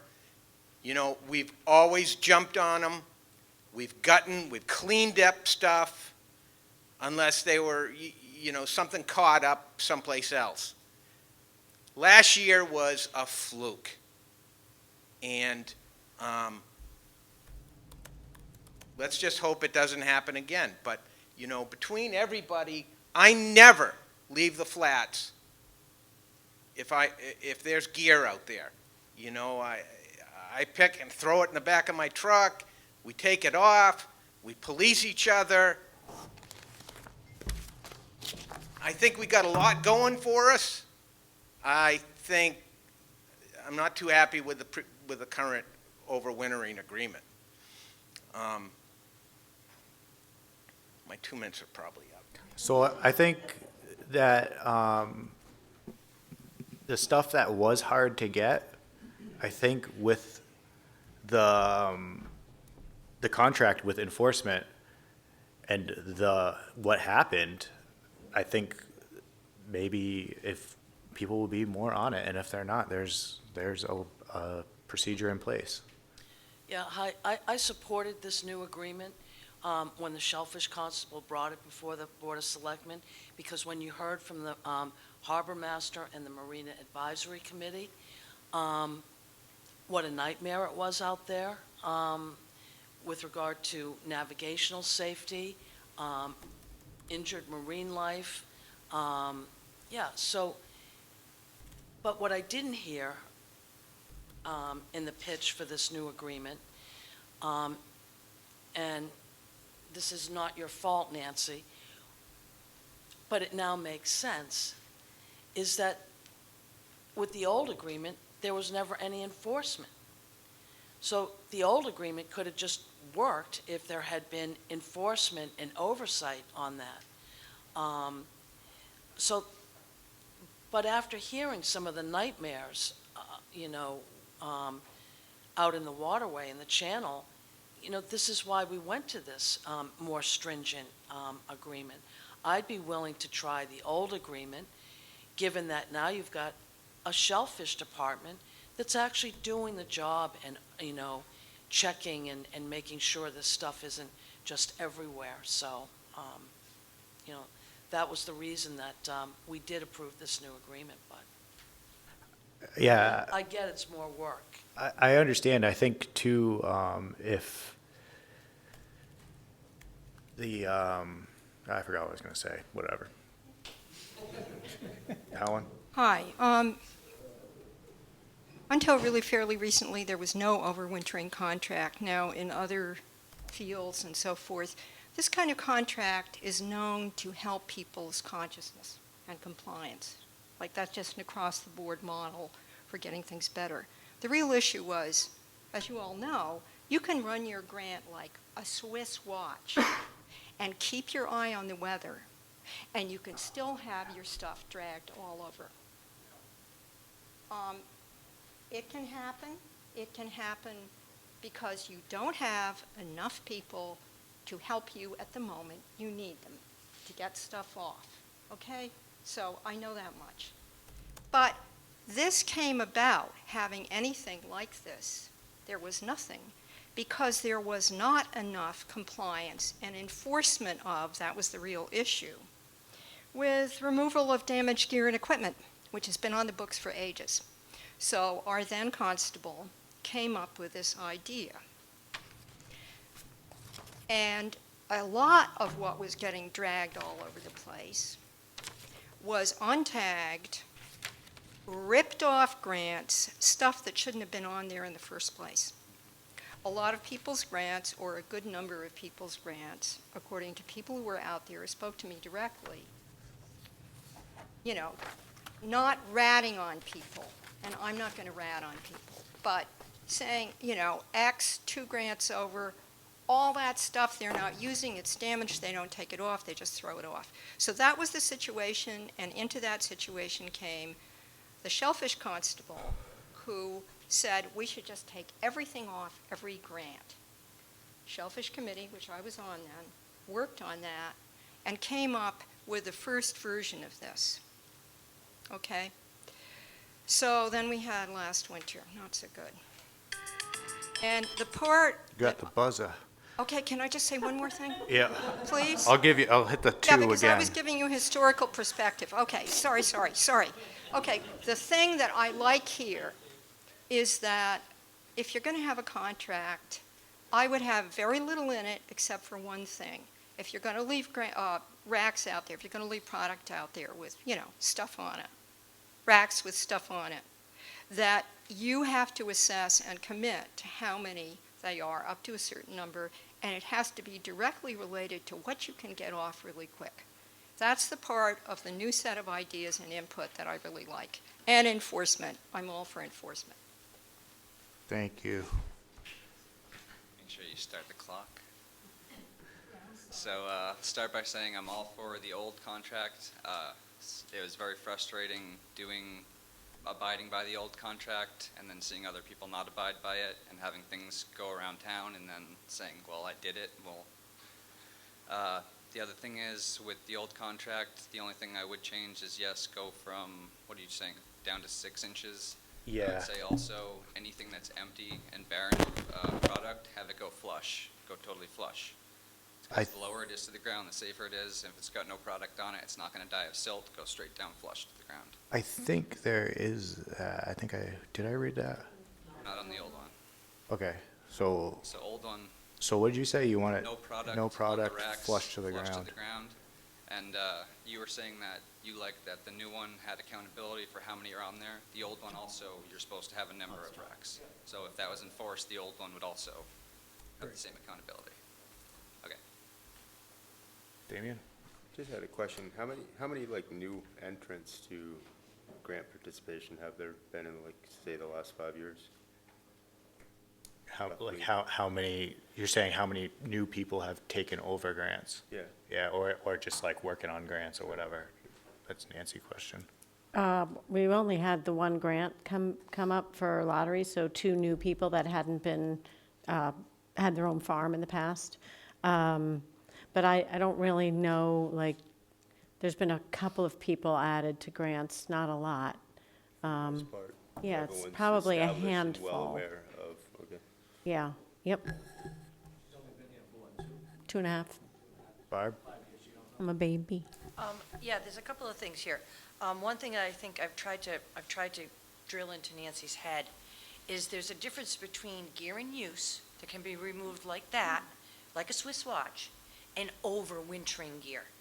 So the problem I had was I wanted to leave 5 racks just with gear ready for market, but I would have had to pump them flush to the bottom, which would have made no sense. And I don't leave any rack flush to the bottom or not. In 35 years, I haven't lost a single rack, but yet I have to abide by these rules. So I think that's one thing that we really have to understand. There's a huge difference between gear in use and overwintering. The other thing is the date of this contract, the due date.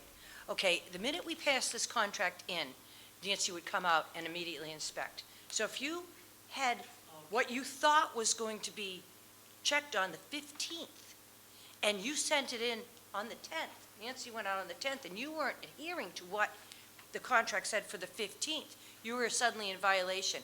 And I think that is something that needed to be understood, that it should be as of the 15th, not as of the day you put the contract in.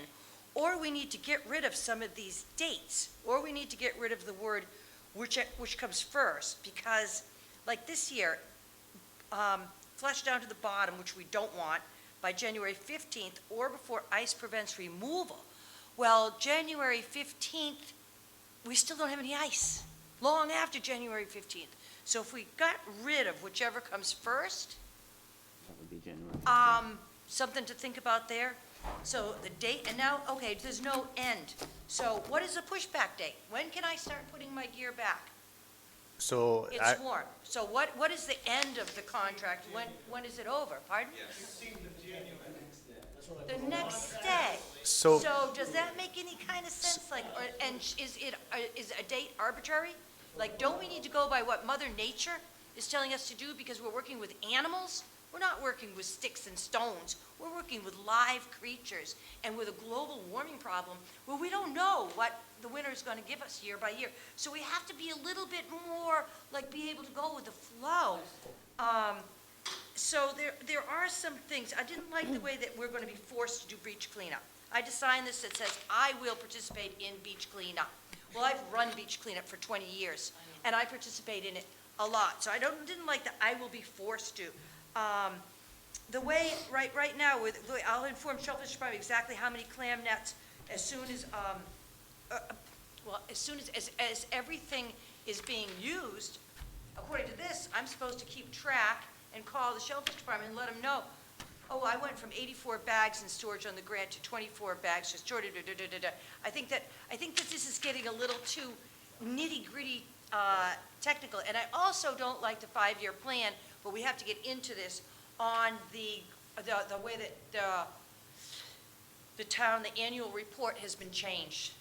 I think that it's gotten too intrusive. I think that Nancy added a lot to it that wasn't in the other ones, and I don't think anyone's really realized that yet. So it's a whole nother ballgame for another night. But, so again, the date the contract is due, it needs to be clear whether that's how your grant has to be on that date, or is your grant expected to be like that on that date? And if we should have whichever comes first. And the thing about the flat fee, I think that's a really bad idea, because somebody might have 1,000 racks, and somebody like me plans on having no racks. Never have, never will. So a flat fee doesn't work for that kind of it should be according to how much gear you have out there. But at any rate, those are some of my ideas. Thank you.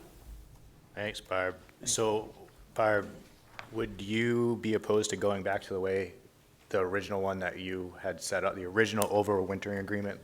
No, I think that it would be great. I mean, if we want to go a little lower to 6 inches like we've been suggesting, but I think it would be nice if we had given it a chance. So we could just, okay, do the whole 8-inch thing. The only problem with this is whichever comes first. I don't have a That problem does. with that. It says it on the old one. So whichever comes first. So you're saying I think that works. the January 15th out. No, it just said fasten 8 inches to the bottom by January 15th or before ice prevents removal. Whichever comes first. Yeah. So it would be January 15th if there's no ice. Say that before you leave. I'm not following. I have to leave. I like the old one that we worked on before. I like from the new one that we have a better idea of what's down there, just because it might be useful in the future to know what everybody's leaving on their grants. I think we addressed that a little bit because Nancy will be like all over that. So, like, even because she's gonna have to know what's out there. My biggest problem with the new one was that whole, I think it's number 9, about going bankrupt to find stuff that you can't prove is mine or I can't prove is mine. That was my biggest problem with it. So I would prefer to go back to the one that we had voted on before. And Okay. And Zach, can you write down that 5-year plan thing that Barbara said, just so that we can come back to it as a future topic? Yeah. For the annual report.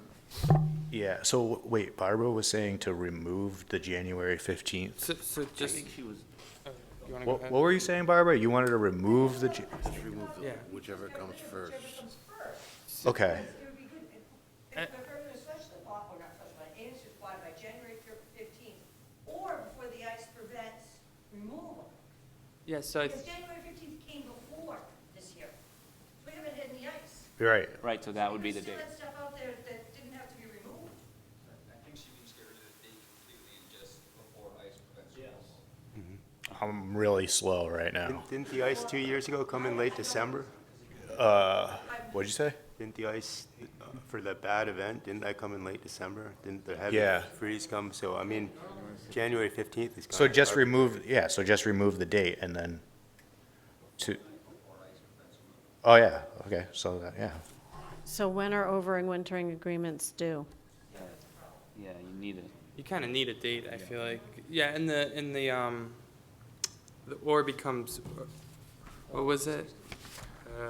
What was the language you were just saying? Sorry, I just Well, lost. the language is that, Well- with the Oh, yeah, bottom the threat of ice, so, or before ice prevents yeah, if we have big, Yeah, if we have big tides and you look at your 10-day forecast and, January 6th, it's gonna be 10 degrees.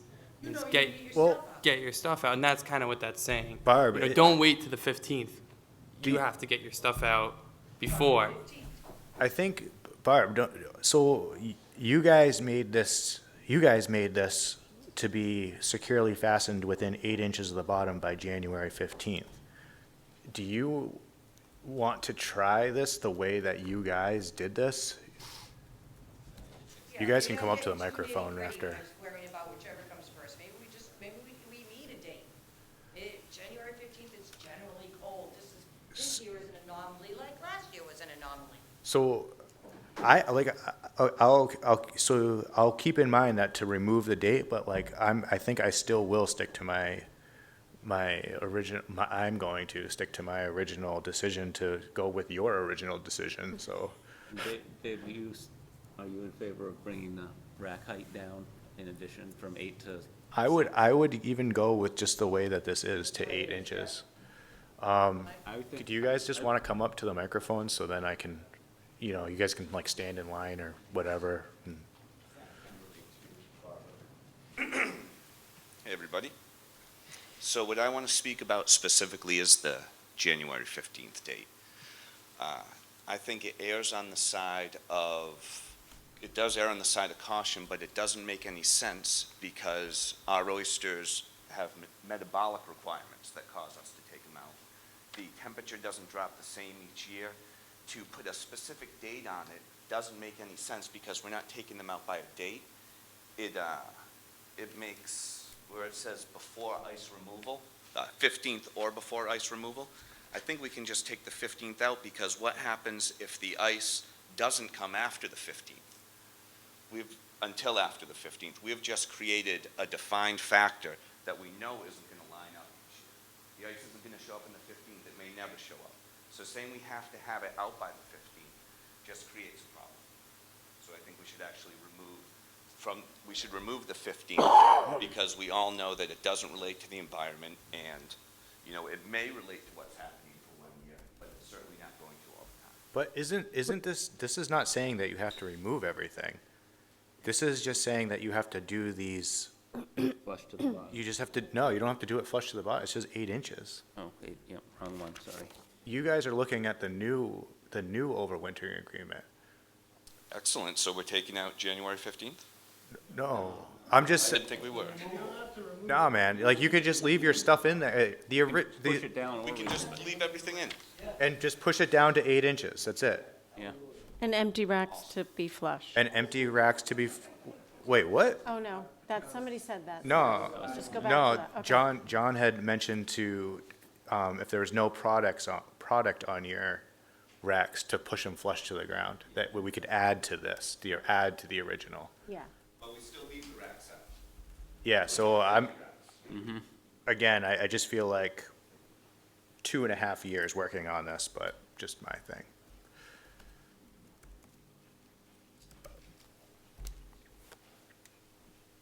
Let's see if I can psych myself out of this. Welcome to my nightmare. Yeah. 2018, January, winds come from the south, the ice comes from the south, and then the inner harbor, where my grant is, the inner harbor, the ice drags all the gear into the mud. I've worked pretty goddamn hard to get what I could get out of the mud. Anything that was on hard bottom was pretty much gone well within any time frame of whatever the harbor master claimed was upset in his moorings. But the stuff that's in the mud, if you find a bag dredging this harbor, September if it happens, October, and you find my bag, am I out of compliance? You don't have any leeway. You're just saying, you have a definition, but you don't have any exceptions for unusual situations. If the harbor had been dredged, the harbor master had kept his promise and, taken care of the harbor might have been dredged. The stuff we might have been able to, or that we couldn't retrieve, we might have been able to retrieve, which might be retrieved here very shortly. But the the problem with the rules is you don't have any exceptions. And last year was an exception. I feel like with this agreement, the way that it's laid out with enforcement, like if it was January 15th, if you I mean, so the other reason why I wanted to go to this is because if an ice event does happen, obviously 8 inches is not going to do anything. And so Zach thinks it needs to be lower. This is why I was like, if we get, I was like, yeah, let's just try this, because if we do get an ice event, that'll show them. And, then we have to go by this agreement. And how many of us want to go to this agreement? I agree that I think we should go back to the old for the reason that it was never enforced or executed. But I do think that the 6 height inch needs to go down, just from my experience. Yeah. Lower the safer. Yeah, because I think some people were still in compliance with that plan, and there's still a mess. And I think we do need to work on preventing the mess before it happens, because then we're just going to be back in this situation again, and the cycle is going to repeat itself. Yeah. So maybe we can go to like 2 inches. Just, I know people need to get their zip ties in and out, but really push your stuff really, really close to the ground. I think that will also make people take racks off too. And then we can see how that works, and then go from there. Mike? So on the select board, I obviously have to recuse myself from this, so I can only speak here as a resident and someone involved in the industry. So I just want to clarify that first. Obviously, the new contract was highly complicated, especially for the Shellfish Department to enforce. The one thing that I do think, there's a couple things that I think made sense about it, but just a couple. And one of them is condos being overwintered. I don't think if we have ice, I think they should have to be removed. If we do have ice, condos don't stay put. I mean, there's no pushing them down. So I do agree that condos are a problem. We don't want them all over the harbor. So I do agree with that one aspect. The whole point of the overwintering agreement was always to reduce the amount of steel, rebar, from going places. And personally, I ran into a problem where I overwinter everything off-site, but I resubmerge. So January 15th, everything was off, and January 16th, I brought bags back out for resubmergence. Those bags are just for market, but I could have had them on racks. I didn't think that I didn't want to sign the contract, because the biggest problem I saw with the contract is that it stipulates that you can't resume any commercial activity if there's any gear missing, bag, anything. And I have a friend who's a contract lawyer. He said, don't sign that, because basically you're putting yourself in a position where if you even have something taken from you, or you lose something off your grant onto the next grant, somebody else picks it up and claims it as their own, you can't prove a negative. So it's a problem right there, where you can't prove that you've lost or recovered something that is missing. You know what I mean? So, and then as far as the fee thing, I just think it's might raise some revenue, but it didn't. I don't think that's the reason why people removed gear this year. I know a lot of people. I know people paid the fee that traditionally, put stuff out there. I wouldn't mind seeing a fee for racks recovered in the harbor that somebody had to drag up. They should probably get compensated for bringing a rack in with someone's name on it, and that person should probably be compensating through the department in some way, because it's hazardous to people who are dragging and having to deal with gear in the harbor. So if you're not responsible with your gear, I wouldn't mind seeing something like that in place, where it's sort of punitive in that respect, but not for people who maybe leave stuff out there as long as they can, but get it off before ice comes. which is around where my grant is, what everyone does generally, because you can't leave it where we are. So there's geographical issues involved in the whole thing. So I just wanted to make those few points. And I would prefer to go back to the old contract with a few adjustments to it. I don't think bags on the ground or resubmergence or gear or gear that's in use for just market resubmergence or for oysters bound to market should have to be pushed down if you can remove those in a tide, because the act of doing that and pulling them back up and pushing them back down every time you bring stuff out, it's just a nightmare. So you wind up putting stuff on the ground, it silts up. I've probably lost 20% of the oysters that I put down just in silting up, just on the ground this year, because it's been warm enough that they've been actually pumping sometimes, taking in sand in the gills and dying. I mean, that's my estimation of what's happening, but, you know, on a winter like this, I would normally leave 10 racks out there where I'm resubmerging stuff so that, they're up above the ground and not silting. It's a lot more work. So Thanks, Mike. that's it. So I think this did include condos, the original one, because it says, I agree to remove all metal racks, rebar, U-hooks used to secure nets or anything constructed of metal. So condos are constructed of metal. So it's Secure them seven, to the ground, though, if you read that closely. well, In 8 inches. so it's it's like 8 o'clock, and I don't think, does Ethan? I have one more question. Great. So I'm wondering when we can start hauling stuff back out. So I still received a citation just a couple days ago. Warning, Excuse me. I no received a warning. citations. I'm sorry. So I received a warning for having my stuff out there. I don't want to do anything wrong. I'm earnestly trying to stick to this agreement the best I can. When can I bring my stuff back out?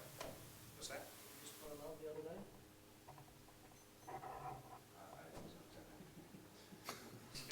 So People are asking me, sorry, that was loud. People are stopping by and asking when can they bring stuff back out. So the way that I inherited this and the spirit that I understand it was written in is when the fear of ice is gone, or when the threat of ice is gone. You guys know better than me. Bring stuff back out, and maybe if you can get those racks off in one tide, that'll, then if we see that in March we're going to get 3 days of really cold temps, and you can get all those racks off in one tide, or you can get them down flush with the bottom. Yeah, I want to work with you guys. So Barb and I were talking about this, and there's a difference between overwintering and farming, because these people are farming, they're not just like I'm just leaving, so you have to be able to be like, all right, I'm bringing my stuff back out. I am going to leave these 50 racks out there or whatever it is, so, yeah. You want to go to the mic? Yeah, sure. Overwintering. I'm overwintering stuff. I'm in violation. I've received several things too. Resubmergence happens when the water temperature is above 48 or 50 degrees. What's the resubmergence? I think what Mike does, like you say you brought some, it's like, Not in the winter. it's like, it's like if you bring stuff into your pit. Abused oyster needs to go back in the water for more than 10 days. And that was when we had the norovirus. It was under my understanding that things supposed to be, with the water, had to be above 50 degrees so they can purge that stuff out. Isn't that kind of not a good idea to take stuff out of a pit? And an oyster's not breathing in the water when it's 39 degrees. You clean the outside, but it doesn't really clean the inside. That's kind of disgusting.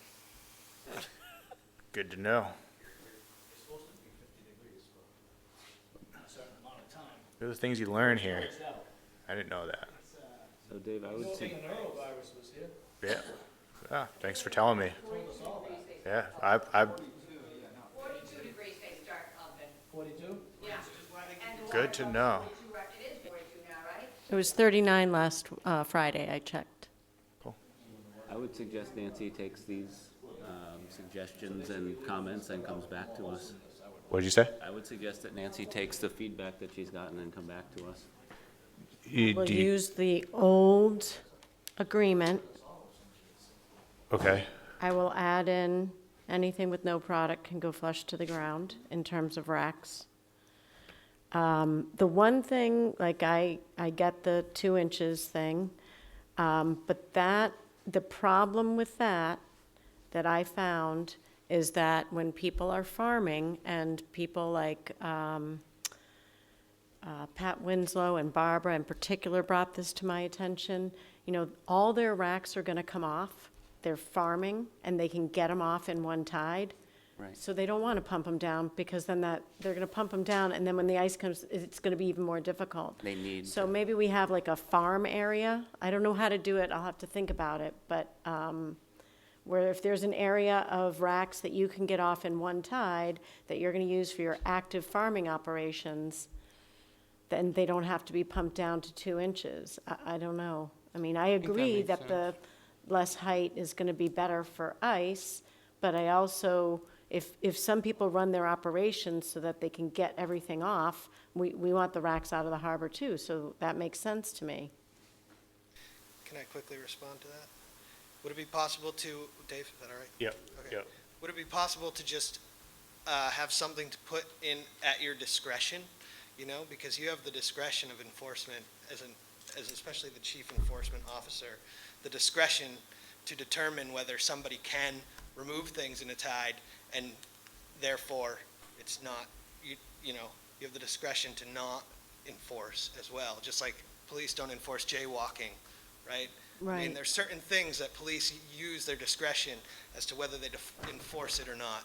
So, you know, if someone demonstrates to you at your discretion that they can remove that, and you go, you demonstrated that you can do that to me by this or that, that should be enough for you to have the discretion whether to, you know, tell them that's good enough or not, you know? Like, some things are up to the discretion of enforcement. I agree, but People- it could also be a slippery slope. So it's like when you have a 2-minute rule and 2-minute rules go over. And Also, like, would that work for people? This idea? One tide or the, Yeah, the one tide. Is that something that works for people? I can't move my business. Getting racks off, like leaving racks that are not pumped down. Leaving them not pumped down, will you be able to remove those ones within the tide or pump them down? You know what I mean? So some things, I remove everything. So if ice is coming, I'm not leaving a single rack. I'd rather than not have to pry out whatever racks I have out there that I could remove in the tide with a bunch of 2x4s that are flush depth or like 2 inches from the bottom, when I could just throw them in the trailer. You know, All right. maybe 2 times. yeah, Helen? People who have deeper water grants, they're gonna wanna get them down anyway, and they're gonna use them Helen? pumped down.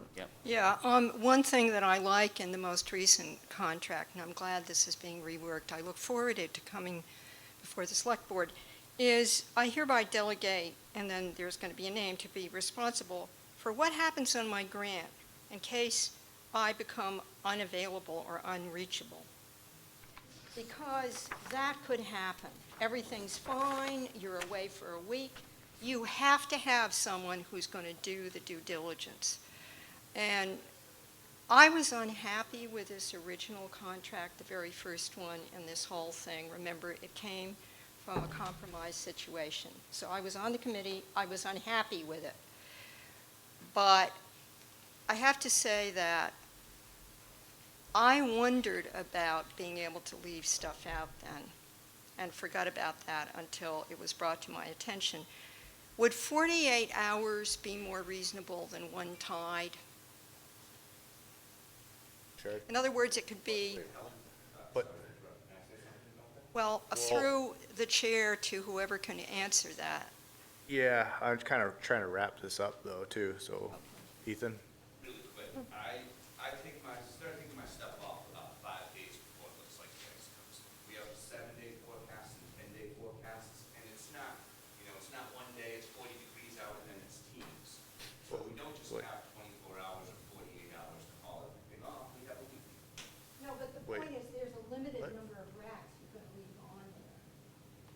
We didn't have a week in 2018. I was gonna say, wait, no, that's, no. I think that's- one tide's a that pretty does good happen a lot. compromise. Seems. Yeah. I, do you guys want to make any recommendations, or do you, maybe the Shellfish Department wants to, what do you want to do here? Bring it back to us for the next meeting. Like all written out and. Yeah. Bring you know, back, And then we can just vote on the contract. okay. We can discuss and vote on what Nancy brings back And to then us. just one last thought, turning the fines into like a cleanup fund, would that be useful, or is it better to just keep it the way it is? So this is, so this was the problem. We collected money, and I did not feel comfortable putting in the Shellfish Fund, because the Shellfish Fund, we created a revolving fund last year. 75% goes for propagation, 25% goes to the general fund. That's not what the intention was to help with cleanup. The town does not want to create 1 million revolving funds, so that's how I would have approached it. We put it into a revolving fund. You have that money available to you whenever the cleanup might happen. So then the town administrator said what I could do is to, I could add a new line item to my budget, which would be for shellfish gear cleanup, and that money would then be directed to that.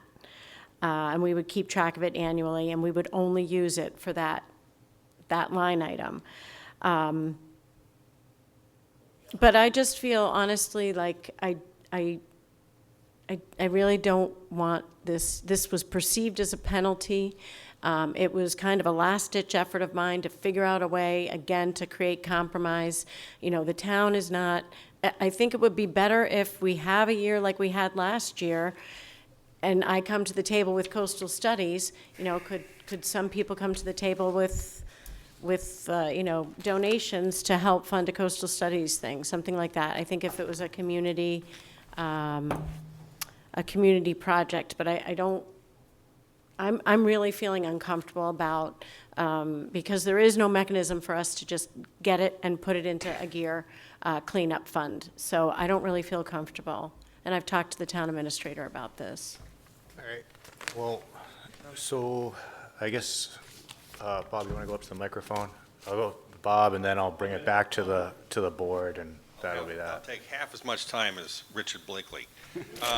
I think the simpler you can keep this, to keep the paperwork Yes. off the department, because otherwise you'll end up with 10 people working there and you still wouldn't get the job done. Thanks, Okay. Bobby. So, and I bought these racks, and I've said it a million times, with no feet. They push right down. I can do the whole bed in one tide. To take all those off and to put them back 3 weeks later, I'll pay the $1,000 fine I just got, because that's what it would cost me in labor. But if I pay a fine and you come out and count the same amount, I'd like it back. Yeah, Sam, we don't have a mechanism for that, but I agree with Deposit. you. I think Yep. it's getting too complicated, and you got to keep it simple. Deposit, I didn't have a problem with. Giving that money, that's another Yeah, tariff. yeah. I don't even believe that's legal. I'm not all that bright, but. that's Anyways. That's another tariff on us. Or maybe there can be a line in the agreement with the discretion of the Shellfish Constable or something, because every place is different. In South Wellfleet, I've had 6-foot chunks of ice over my head, sitting on my racks, and they weren't damaged, but they were 2 inches under the sand. And it was harder to get them up than out, than down. But we didn't lose one, because the ice just can't grab it. So, that's it. Thanks, Bob. So I'm going to close it back up here, and what do you want to bring this to the Shellfish Department, or what were you saying, Zach? Yeah, I think Nancy should take everything she heard tonight and put it in a form for us, and we can discuss and vote on it next time. Okay. Can I just have a little bit of clarification?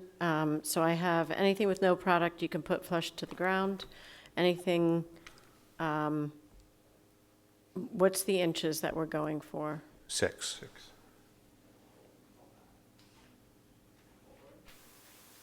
I thought it should be lower, but I mean, if we're arguing I'm over- saying 6 because Zach had made the motion to make it 6, so that's why I was just, If I had to decide today, I would say 4. But we can discuss that also, that's the height. Yeah, I just thought too, I mean, that gives you enough, that's pretty much flush to the ground, that gives you enough to get, you know, under. What if we say you 2 want- to 4? Yeah, if you're gonna be, Yeah, I mean, just pretty close, I mean, you want to get it, really. I'm 'Cause at the other 6, thing that just to stick happens, closer to the other thing original that agreement. happens is then the tides come and go, and all of a sudden, something that was flush is up 3, and something that was up Yeah. 3 is now buried, and, you know, so I'm not, and everybody, I said this to everybody, I'm like, not coming out there with a tape measure, but I could tell everybody worked really hard to push their racks down this year. It think that's was worth a mentioning. lot of That's- effort. I really, I commend you guys for, going through this process with us this year. I know it wasn't easy, and I do have a lot to learn, and I thank you for tonight and sharing everything that you did, and I hope we'll come up with something that's really feels fair to you. Cool. Great. All right, so I'm just gonna call a meeting. So, oh, wait. I'm sorry, one last thing. That is you are the worst. Are we done with the overwintering agreement for the year? Can I bring all my stuff back? Yep. All right. So. So, then yeah, what the should I, there are some inspections that still, so I guess here's something. There's a couple of anomalies out there. So people who have their racks without any product on them, flush and almost buried, in my eyes, those racks aren't going anywhere, and I don't want to write a citation for that, You're a constable, so you can do whatever you want. okay? I'm going to say it in an open and public meeting so people don't think I'm playing favorites. There is, what? Very transparent of you. Thanks. There's quite a number, I've learned a lot about clam nets, so there's quite a number of clam nets that are right now in a warning and reinspection state where they were big rips in them, and I probably have, I don't know, 5 or 6, 7 clam net inspections to do, and I would like to follow through on those because I do think that that's in the best interest of the harbor, but you know, I'm looking to everybody to kind of provide feedback, but it seemed to me like clam nets that could catch ice would be a problem, but we might not get ice this year, so. All clam nets can catch ice. I think if it's ripped or not, they all can catch ice. Sharp edges. I don't know. I want to close this meeting. Okay. So that's what I want to do. And do you guys want to pick a date for the next, or do you guys want to bring anything for a future agenda first? I just jotted down the annual report thing that you talked about. Okay. That Barbara mentioned.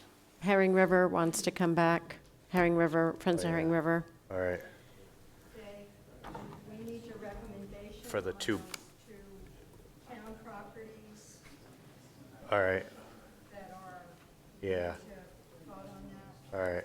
Dave, can I bring up an idea too?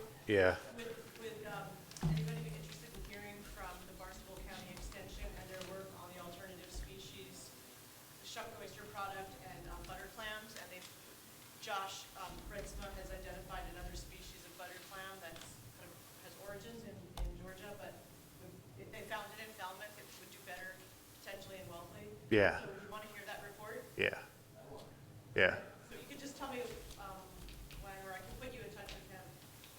Or, The other thing is that I would love a letter of support from Shellfish Advisory by the 26th of this month. A letter of support for the permitting process that we're undergoing with the state that will allow us to continue our 100-year-old tradition of culching the harbor. The state is very supportive of it, but we have to kind of fit into their permitting process. So maybe I could work with, like, Tom, are you around this week or next week? This week. John Duane is the letter writer. he's like He's sick, the one I that has think. authority actually to do it for Okay, us. actually, you're Yeah. right. So I'll reach out to John and see what he might be able, or is he, Yeah, try it. Yeah. Oh, if not, maybe Tom can I can help you. I'll reach out to him also. okay. All right. Do you guys want to pick a meeting date too?